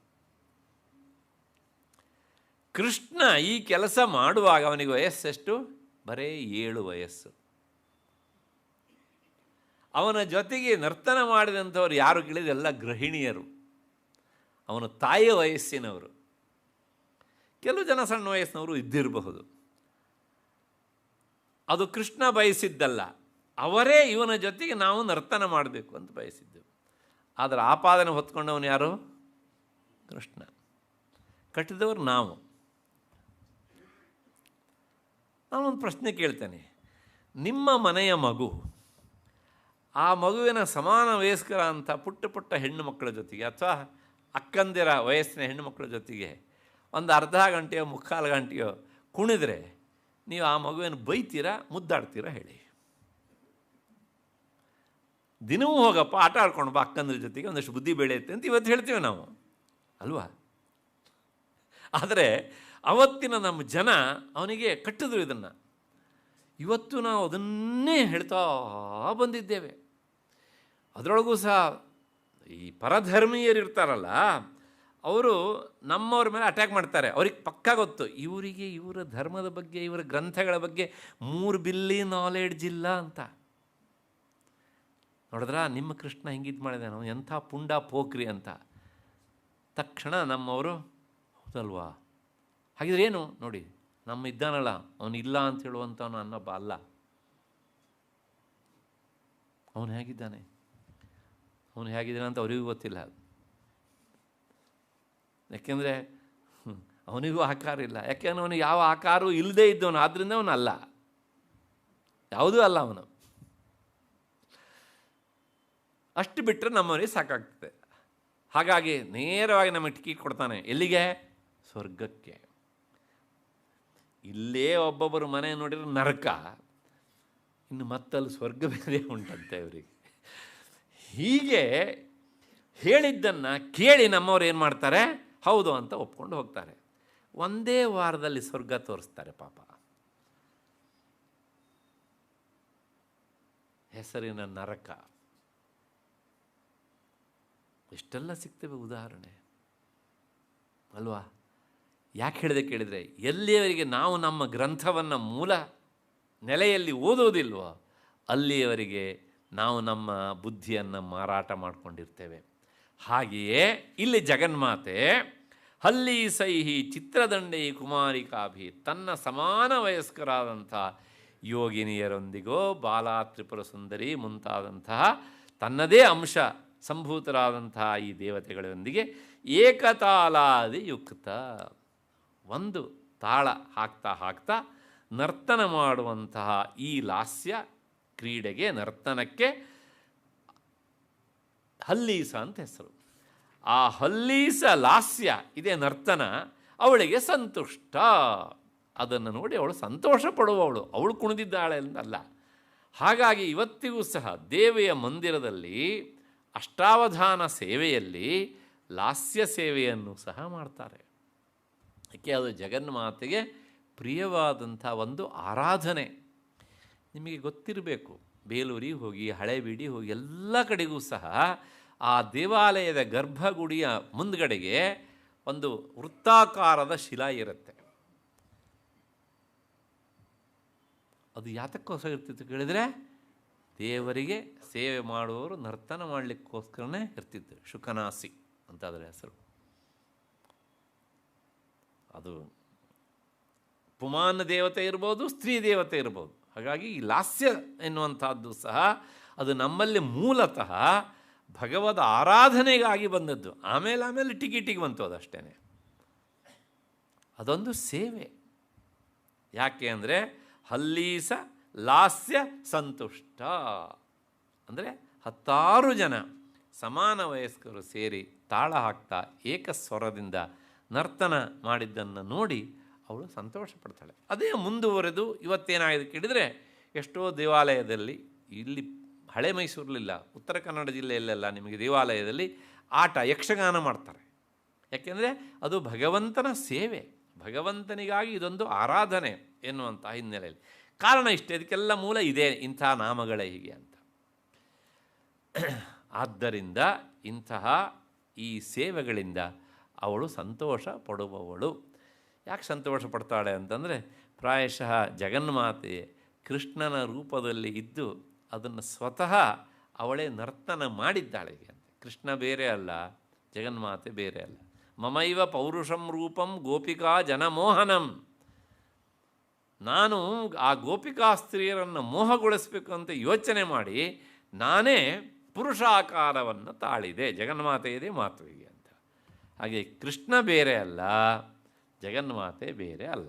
ಆಕಾರ ಮಾತ್ರ ಬೇರೆ, ಒಂದು ಪುರುಷಾಕಾರ, ಇನ್ನೊಂದು ಸ್ತ್ರೀ ಆಕಾರ. ಲಲಿತಾ ಸಹಸ್ರನಾಮದಲ್ಲಿ 4-5 ನಾಮಗಳು ಬರ್ತವೆ ಈ ರೀತಿ ಹೇಳಿದ. ಗೋವಿಂದ ರೂಪಿಣಿ, ಗೋವಿಂದನ ರೂಪದಲ್ಲಿರುವವಳು. ಗೋವಿಂದ ಅಂದರೆ ಯಾರಪ್ಪ? ಕೃಷ್ಣ, ಹೌದು ತಾನೆ? ಆದ್ದರಿಂದ ನಾನು ನನ್ನ ಸ್ವಂತ ಮಿದುಳಿನಿಂದ ಹೇಳ್ತಾ ಇಲ್ಲ, ಏನಿದೆಯೋ ಆಧಾರ ಹಿನ್ನೆಲೆಯನ್ನು ಕೊಟ್ಟು ಹೇಳ್ತಾ ಇದ್ದೇನೆ ಅಷ್ಟೇ. ಅಷ್ಟ ಹಿನ್ನೆಲೆಯಲ್ಲಿ ಇಂತಹ ಈ ಹಲ್ಲೀಸ ಅಂದರೆ, ಹಲ್ಲೀಸ ಅನ್ನೋದಕ್ಕೆ ಅರ್ಥ ಸಮಾನ ವಯಸ್ಕರು ಏಕತಾಳದಿಂದ ಏಕಶ್ರುತಿಯಿಂದ ನರ್ತನ ಮಾಡುವಂಥ ಕ್ರಿಯೆ. ಇದರಿಂದ ಅವಳು ಸಂತೋಷ ಕೊಡ್ತಾಳೆ. ಆದ್ದರಿಂದ ಹಲ್ಲೀಸ ಲಾಸ್ಯ ಸಂತುಷ್ಟ ಜಗನ್ಮಾತೆಗೆ ಅಂತ. ಇಷ್ಟಾದ ಮೇಲೆ ಈ ನಾಮದ ವಿವರಣೆ ಆಯಿತು ಅಂತ ಅಂದ್ಕೊಳ್ಳೋಣ. ಅದು ಮತ್ತೆ ವಿವರಿಸಿ ಹೇಳ್ತಾರೆ, ನಾರೀಣಾಂ ಮಂಡಲೀ ನೃತ್ಯಂ ಬುಧಾ ಹಲ್ಲೀಸಕಂ ವಿದುಹು. ಹೆಣ್ಣು ಮಕ್ಕಳು ಮಂಡಲಾಕಾರವಾಗಿ ಒಬ್ಬರ ಕೈಯನ್ನು ಒಬ್ಬರು ಹಿಡ್ಕೊಂಡು ತಿರುಗೋದು ಉಂಟಲ್ಲ, ಗರ ಗರ ಗರ ಗರ ಅಂತ, ಅಂತಹ ನರ್ತನಕ್ಕೆ ಹಲ್ಲೀಸಕ ಅಂತ ಬಲ್ಲವರು ಹೇಳಿದ್ದಾರೆ ಅಂತ. ಹಾರಾವಲಿ ಕೋಶ, ಹಾರಾವಲಿ ಎನ್ನುವಂಥ ಒಂದು ಕೋಶ ಅದಕ್ಕೆ ಈ ರೀತಿಯಾದಂಥ ವಿವರಣೆಯನ್ನು ಕೊಟ್ಟಿದೆ. ಕೇವಲ ಹೆಣ್ಣುಮಕ್ಕಳೇ ನರ್ತನ ಮಾಡಿದರೂ ಅದು ಹಲ್ಲೀಸಕ, ಅಥವಾ ಅವರ ಮಧ್ಯೆಯಲ್ಲಿ ಒಬ್ಬ ಪುರುಷನಿದ್ದು ಅವರ ಜೊತೆಗೆ ನರ್ತನ ಮಾಡಿದರೂ ಸಹ ಅದು ಹಲ್ಲೀಸಕ ಅಂತ. ಅಲ್ಲಿ ಕೃಷ್ಣ ಏನು ಮಾಡಿದ ಅಂತ ಹೇಳುತ್ತೆ ಅಂದರೆ, ತಾನು ಒಬ್ಬ ನಿಂತಿದ್ದಾನೆ, ತನ್ನ ಎಡಗಡೆಗೆ ಒಬ್ಬಾಕೆ ಗೋಪಿಕಾಸ್ತ್ರೀ, ಇನ್ನೊಬ್ಬ ಗೋಪಿಕಾಸ್ತ್ರೀ. ಅವರು ಏನು ಬಯಸಿದ್ದಾರೆ, ನನಗೂ ಕೃಷ್ಣ ಸಿಗಬೇಕು, ನನಗೂ ಕೃಷ್ಣ ಸಿಗಬೇಕು. ಅದಕ್ಕೋಸ್ಕರ ತನ್ನ ಮಾಯಾರೂಪದಿಂದ ಇಬ್ಬಿಬ್ಬರು ಹೆಣ್ಣು ಮಕ್ಕಳ ಮಧ್ಯೆಯಲ್ಲಿ ಒಬ್ಬೊಬ್ಬ ಕೃಷ್ಣ ಹಾಗೆ ಮಾಡಿದ್ದಾನೆ ಅವನು. ಹಾಗೆ ಸುದೀರ್ಘ ಕಾಲ ಅವರು ಆ ನರ್ತನವನ್ನು ಮಾಡಿದ್ದಾರೆ. ಅದಕ್ಕೆ ರಾಸಕ್ರೀಡೆ ಅಂತ ಹೆಸರು ಅಷ್ಟೇ. ಇಷ್ಟು ಹಿನ್ನೆಲೆಯಲ್ಲಿ ಇಂತಹ ನರ್ತನದಿಂದ ಜಗನ್ಮಾತೆ ಅವಳು ಸಂತೋಷ ಪಡುವಳಾದ್ದರಿಂದ ಅವಳು ಹಲ್ಲೀಸ ಲಾಸ್ಯ ಸಂತುಷ್ಟ. ಈ ನಾಮದ ವಿವರಣೆ ಆಯಿತು ಅಂತ ಅಂದ್ಕೊಳ್ಳೋಣ. ಮುಂದಕ್ಕೆ ಹೋಗೋಣ. ಇದು ಸ್ವಲ್ಪ ಪರಿಚಿತ ಅಂಥ ನಾಮವೇ ನಮಗೆ. ಹಂಸಮಂತ್ರಾರ್ಥ ರೂಪಿಣಿ. ಈ ನಾಮ ಲಲಿತಾಸಹಸ್ರನಾಮ ಬಂದಿದೆ, ಆದರೂ ತ್ರಿಶತಿಯಲ್ಲಿ ಬಂದಿದ್ದರಿಂದ ಹೇಳಬೇಕಾದ್ದು ನನ್ನ ಕರ್ತವ್ಯ. ಹಂಸಮಂತ್ರ, ಹಂಸಮಂತ್ರ ಅಂದರೆ ಏನು ಅಂದರೆ, ಹಂಸೈ ಪರಮಹಂಸೈ ಉಪಾಸ್ಯ ಯಃ ಮಂತ್ರ ಪ್ರಣವ ತಸ್ಯ ಶಾಸ್ತ್ರಬೋಧಿತ ತತ್ವಾರ್ಥ ರೂಪಿಣಿ. ಹಂಸ ಅನ್ನೋದಕ್ಕೆ ಅರ್ಥ ಏನು ಅಂದರೆ, ಸರೋವರದಲ್ಲಿ ಓಡಾಡುವ ಹಂಸ ಅದಲ್ಲ. ಇಲ್ಲಿ ಏನು ಅಂದರೆ ಹಂಸ ಭದ್ರ ಅಂದರೆ ಪ್ರಣವ. ಪರಮಹಂಸರು ಅಂತ ನಾವು ಯಾರನ್ನು ಕರಿತೇರೋ ಅವರು ಜಪಿಸುವಂತಹ ಆ ಮಂತ್ರ ಯಾವುದು? ಅದು ಪ್ರಣವ. ನಿಮಗೆ ಗೊತ್ತಿರಬೇಕು, ನಮ್ಮ ಪರಂಪರೆಯಲ್ಲಿ ಯತಿಗಳಿಗೆ ನೇರವಾಗಿ ಉಪದೇಶ ಮಾಡುವಂಥದ್ದು ಒಂದು ಇದ್ದರೆ ಅದು ಈ ಪ್ರಣವ ಮಾತ್ರ. ಅದೇ ಜಪವನ್ನು ಯಾರು ಹೆಚ್ಚೆಚ್ಚು ಮಾಡ್ತಾರೋ ಅವ್ರು ಹೆಚ್ಚೆಚ್ಚು ಮೇಲಕ್ಕೆ ಹೋಗ್ತಾರೆ, ಬಿಟ್ಟವರು ಬೀದಿಗೆ ಬರ್ತಾರೆ, ಅಷ್ಟೇ ವ್ಯತ್ಯಾಸ. ಅಷ್ಟು ಹಿನ್ನೆಲೆಯಲ್ಲಿ ಅವರಿಗೆ ಮೂಲಭೂತವಾದಂಥ ಜಪ ಅದು. ಹಾಗಾಗಿ ಅದನ್ನು ಜಪಿಸುವಂಥವರು ಯತಿಗಳಾದ್ದರಿಂದ ಅವರಿಗೂ ಸಹ ಹಂಸ ಅಂತಲೇ ಹೆಸರು. ಪರಮಹಂಸೈ ಉಪಾಸ್ಯ, ಪರಮಹಂಸರಿಂದ ಉಪಾಸ್ಯವಾದಂತಹ ಮಂತ್ರ ಪ್ರಣವ, ಅಂತಹ ಪ್ರಣವ ಮಂತ್ರವನ್ನು ಮಂತ್ರದ ರೂಪದಲ್ಲಿ ಇರುವವಳವಳು ಜಗನ್ಮಾತೆ. ಹಾಗಾಗಿ ಹಂಸ ಮಂತ್ರ ರೂಪಿಣಿ, ಆ ಪ್ರಣವ ರೂಪದಲ್ಲಿ ಇರುವವಳಾದ್ದರಿಂದ ಅವಳು ಹಂಸ ಮಂತ್ರ ರೂಪಿಣಿ. ಇದು ಒಂದರ್ಥ. ಅದರ ಜೊತೆಗೆ ಇದಕ್ಕೆ ಎರಡು ಅರ್ಥಗಳು ಉಂಟು. ಒಂದು ಆ ಮಂತ್ರದ ಸಗುಣ ರೂಪ, ಇನ್ನೊಂದು ನಿರ್ಗುಣ ರೂಪ ಅಂತ. ಆ ನಿರ್ಗುಣ ರೂಪದಲ್ಲಿಯೇ ಹೇಗೆ ಅಂತಂದರೆ ಅ ಉ ಮ. ನಾನು ಪ್ರಾಯಶಃ ಹಿಂದೆ ಗಾಯತ್ರಿ ಅನ್ನುವಂಥ ನಾಮವನ್ನು ಹೇಳುವಾಗ ಇದ್ರ ಬಗ್ಗೆ ಸುದೀರ್ಘವಾದ ವಿವರಣೆಯನ್ನು ಕೊಟ್ಟಿದ್ದೇನೆ. ಇದು ಸಾವಯವ ಪ್ರಣವ ಅಂತಾರೆ, ಅಕಾರ ಉಕಾರ ಮಕಾರ ಅಂತ. ಇದನ್ನು ಲಿಪಿಯಲ್ಲಿ ನಾವು ಕನ್ನಡ ಭಾಷೆಯಲ್ಲಿ ತೋರಿಸೋದಕ್ಕಾಗೋದಿಲ್ಲ, ಸಂಸ್ಕೃತದಲ್ಲಿ ಇದನ್ನು ತೋರಿಸೋದಕ್ಕಾಗುತ್ತೆ. ಅ ಉ ಅಂತ ಬರೋದು ಓ ಅಂತ ಬರುತ್ತೆ. ಇದಕ್ಕೊಂದು ನಿರ್ಗುಣವಾದ ರೂಪ ಉಂಟು, ಅದನ್ನು ನಿರವಯವ ಪ್ರಣವ ಅಂತ ಕರೀತಾರೆ. ಅದೇ ನಿರ್ಗುಣ ರೂಪ. ನಿರವಯವ ಅಂದರೆ ಒಂದೇ, ನಿರ್ಗುಣ ಅಂದರೂ ಒಂದೇ. ಆವಾಗ ಹೀಗೆ ಬರೋದು ಹೀಗೆ ಬರಿತೇವಲ್ಲ, ಅದು ನಿರ್ಗುಣದ ಸಂಕೇತ. ಹಾಗಾಗಿ ಅದು ಸಾವಯವವೂ ಹೌದು, ಅದು ನಿರವಯವವೂ ಹೌದು. ಅವಯವ ಅಂದರೆ ಅಂಗಾಂಗಗಳು ಅಂತ ಅರ್ಥ. ಈ ಸಾವಯವ ಅಂತ ಹೇಳಿದಾಗ ಅ ಉ ಮ ಇದು ಮೂರು ಬೇರೆ ಬೇರೆ ಅವಯವಗಳು, ಹಾಗಾಗಿ ಸಾವಯವ ಪ್ರಣವ ಅಂತ ಕರೀತಾರೆ. ಅದು ಇಲ್ಲಿ ನೇರವಾಗಿ ಹೇಳಿದಾಗ ಅದು ನಿರವಯವ ಪ್ರಣವ ಅಂತ. ಇಂತಹ ಈ ಅಂದರೆ ಸಗುಣ ರೂಪದಿಂದಲೂ ಮತ್ತು ನಿರ್ಗುಣ ರೂಪದಿಂದಲೂ ಸಹ ಇರುವಂತಹ ಪ್ರಣವ ರೂಪದಲ್ಲಿ ಇರುವವಳಾದ್ದರಿಂದ ಅವಳು ಹಂಸ ಮಂತ್ರಾರ್ಥ ರೂಪಿಣಿ. ಇದು ಒಂದರ್ಥ. ಎರಡನೇದು ಹಂಸ ಮಂತರ ಅಜಪ. ಎರಡನೇ ಅರ್ಥ ಹಂಸ ಮಂತ್ರ ಅಂದರೆ ಅದನ್ನು ಅಜಪ ಅಂತ ಕರೀತಾರೆ. ಅಂದರೆ ಜಪಿಸದೇ ಇದ್ದರೂ ಯಾವುದು ಜಪವಾಗುತ್ತೋ ಅದು ಅಜಪ. ಇದನ್ನು ನಾನು ತುಂಬ ಸಲ ಹೇಳಿದ್ದೇನೆ ಹೀಗೆ ಅಂತ. ಹಂಸ ಅಂದರೆ ಸೋಹಂ ಅಂತ. ಪ್ರಾಣವನ್ನು ಒಳಕ್ಕೆ ತೆಗೆದುಕೊಳ್ಳುವಾಗ ಸಕಾರವನ್ನು ನಾವು ಉಚ್ಚರಿಸದೇ ಇದ್ದರೂ ಅದು ಉಚ್ಚರಿಸುತ್ತೆ, ಬಿಡುವಾಗ ಹಕಾರ. ನಾವು ಗಮನಿಸೋದಿಲ್ಲ ಅಷ್ಟೇ. ಸೋಹಂ ಸೋಹಂ ಸೋಹಂ ಅಂತಲೂ ಹೇಳ್ಬೋದು. ಅದನ್ನು ಹಿಂದೆ ಮುದ್ದಾಗಿ ಹೇಳಿದರೆ ಸೋಹಂ ಅಂತ ಇರೋದೇನಾಗುತ್ತೆ ಹಂಸಃ ಹಂಸಃ ಅಂತಾಗುತ್ತೆ. ಹಾಗಾಗಿ ಸೋಹಂ ಜಪ ಅಂದರೂ ಒಂದೇ, ಹಂಸ ಮಂತ್ರ ಅಂದರೂ ಒಂದೇ, ಮತ್ತು ಸಗುಣ ನಿರ್ಗುಣ ಪ್ರಣವ ರೂಪ ಅಂತ ಹೇಳಿದರೂ ಸಹ ಅದೇ ಅರ್ಥ. ಈ ಹಂಸ ಮಂತ್ರದಲ್ಲಿ ತಂತ್ರಶಾಸ್ತ್ರದ ಪ್ರಕಾರ ಸಕಾರ ಎನ್ನುವಂಥದ್ದು ಅದು ಶಿವನ ರೂಪ, ಹಕಾರ ಎನ್ನುವಂಥದ್ದು ಜಗನ್ಮಾತೆಯ ರೂಪ. ಒಂದು ಸಲ ನೀವು ಸೋಹಂ ಅಂತ ಹೇಳಿದರೆ ನಾನೇ ಶಿವ, ನಾನೇ ಶಿವೆ, ಅಂದರೆ ಶಿವೆಯೂ ನಾನೇ, ಶಿವನೂ ನಾನೇ. ಆ ಹಂಸ ಮಂತ್ರ ನೀವು ಬೇರ್ಪಡಿಸೋಕೆ ಆಗೋದೇ ಇಲ್ಲ. ಸೋಹಂ. ಅದಕ್ಕೆ ನೀವು ಉಸಿರನ್ನು ತೆಗೆದುಕೊಳ್ಬೇಕಿದ್ರೆ ಏನು ಹೇಳ್ತೀರೋ ಹೊರಗಡೆ ಬರಬೇಕಾದ ಅಹಂ ಅಂತ ಬರ್ತಾ ಇರುತ್ತೆ, ಅಥವಾ ಅಹಂ ಅಂತ ಹೀಗೂ ಹೇಳ್ಬೋದು, ಹಂಸಃ ಅಂತ ಹೀಗೂ ಹೇಳ್ಬೋದು. ಈಗ ನೀವು ಏನೇ ಹೇಳ್ರಿ ಅದು ನಾನು ಶಿವ, ನಾನು ಶಿವೆ ಅಂತಲೇ ಹೇಳುತ್ತೆ ತಂತ್ರಶಾಸ್ತ್ರದ ಪ್ರಕಾರ. ಇನ್ನು ವೇದಾಂತ ಪ್ರಕಾರ ಹೇಳೋದಾದರೆ ಆ ಸಕಾರ ಅದು ತಚ್ಛಬ್ದದಿಂದ ಆದಂಥದ್ದು, ಅದಕ್ಕೆ ಅರ್ಥ ತತ್ ಅಂತ ಅರ್ಥ. ಆವಾಗ ಸಗುಣ ರೂಪನಾದ ಈಶ್ವರ ಅಂತ ಆಗಿಬಿಡುತ್ತೆ. ಹಕಾರಕ್ಕೆ ಅಹಂ ಅಂತಂದರು ಈ ದೇಹದೊಳಗೆ ನಾವೆಲ್ಲರೂ ನಾನು ನಾನು ಅಂತ ಹೇಳ್ಕೊಳ್ತಾ ಇರ್ತೇವಲ್ಲ, ಜೀವಾತ್ಮ ಅಂತ ಅರ್ಥ. ಆವಾಗ ಅಹಂ ಅಂದರೆ ಜೀವಾತ್ಮ, ಸಹ ಅಂದರೆ ಪರಮಾತ್ಮ, ಈಶ್ವರ ಅಂತ ಅರ್ಥ. ಅವನು ಸರ್ವಶಕ್ತ, ಸರ್ವಜ್ಞ, ಸರ್ವಗತ. ನಾವು ಅಲ್ಪಜ್ಞರು ಮತ್ತು ಅಲ್ಪಶಕ್ತಿವಂತರು, ಮತ್ತು ನಾವು ಒಂದೇ ಕಡೆಗೆ ಇರುವವರು ಕೆಲವು ದಿವಸ ಮಾತ್ರ.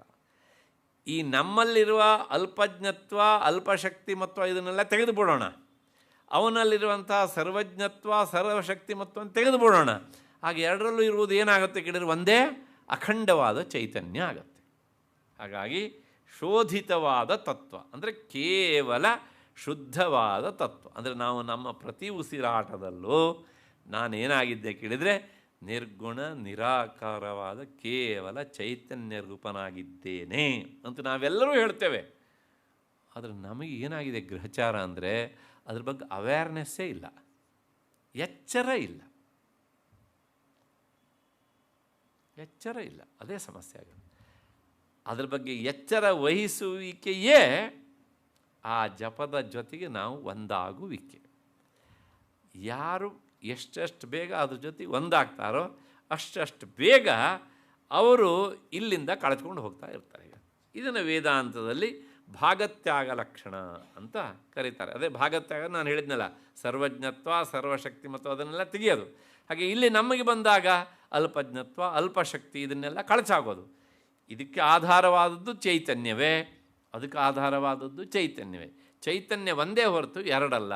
ಹಾಗಾಗಿ ಒಂದೇ ಅಖಂಡ ಚೈತನ್ಯ ಸ್ವರೂಪವೇ ನಾನಾಗಿದ್ದೇನೆ ಅಂತ ನಾವು ಪ್ರತಿದಿನವೂ ಸಹ, ಪ್ರತಿ ಉಸಿರಾಟದಲ್ಲೂ ಸಹ ದಿನವೊಂದಕ್ಕೆ 21,600 ಬಾರಿ ನಾವು ಹೇಳ್ತಾ ಇರ್ತೇವೆ. ಹೀಗೆ ಆದರೆ ಹೇಳ್ತೇವೆ ಅಂತ ನಮಗೆ ಗೊತ್ತಿಲ್ಲ. ಆದ್ದರಿಂದಲೇ ಅದು ಜಪಿಸಿದರೂ ನಮ್ಮ ಭಾಗಕ್ಕೆ ಅದು ಜಪ ಆಗದೆ ಇರುವ ಹಾಗೆ ಇದ್ದದ್ರಿಂದ ಅದು ಅಜಪ ಆಗಿಬಿಡುತ್ತೆ. ಇಷ್ಟು ಹಿನ್ನೆಲೆಯಲ್ಲಿ ಈ ನಾಮದ ವಿವರಣೆ ಅಂತ ಹೇಳ್ತಾ ಇಲ್ಲಿಗೆ ನಿಲ್ಲಿಸ್ಕೊಳ್ಳೋಣ. ನಾಳೆ ಸೇರಿದಾಗ ಮುಂದಿನ ನಾಮದ ವಿಚಾರ ಮಾಡೋಣ. ಒಂದು ಸಣ್ಣ ಸೂಚನೆ.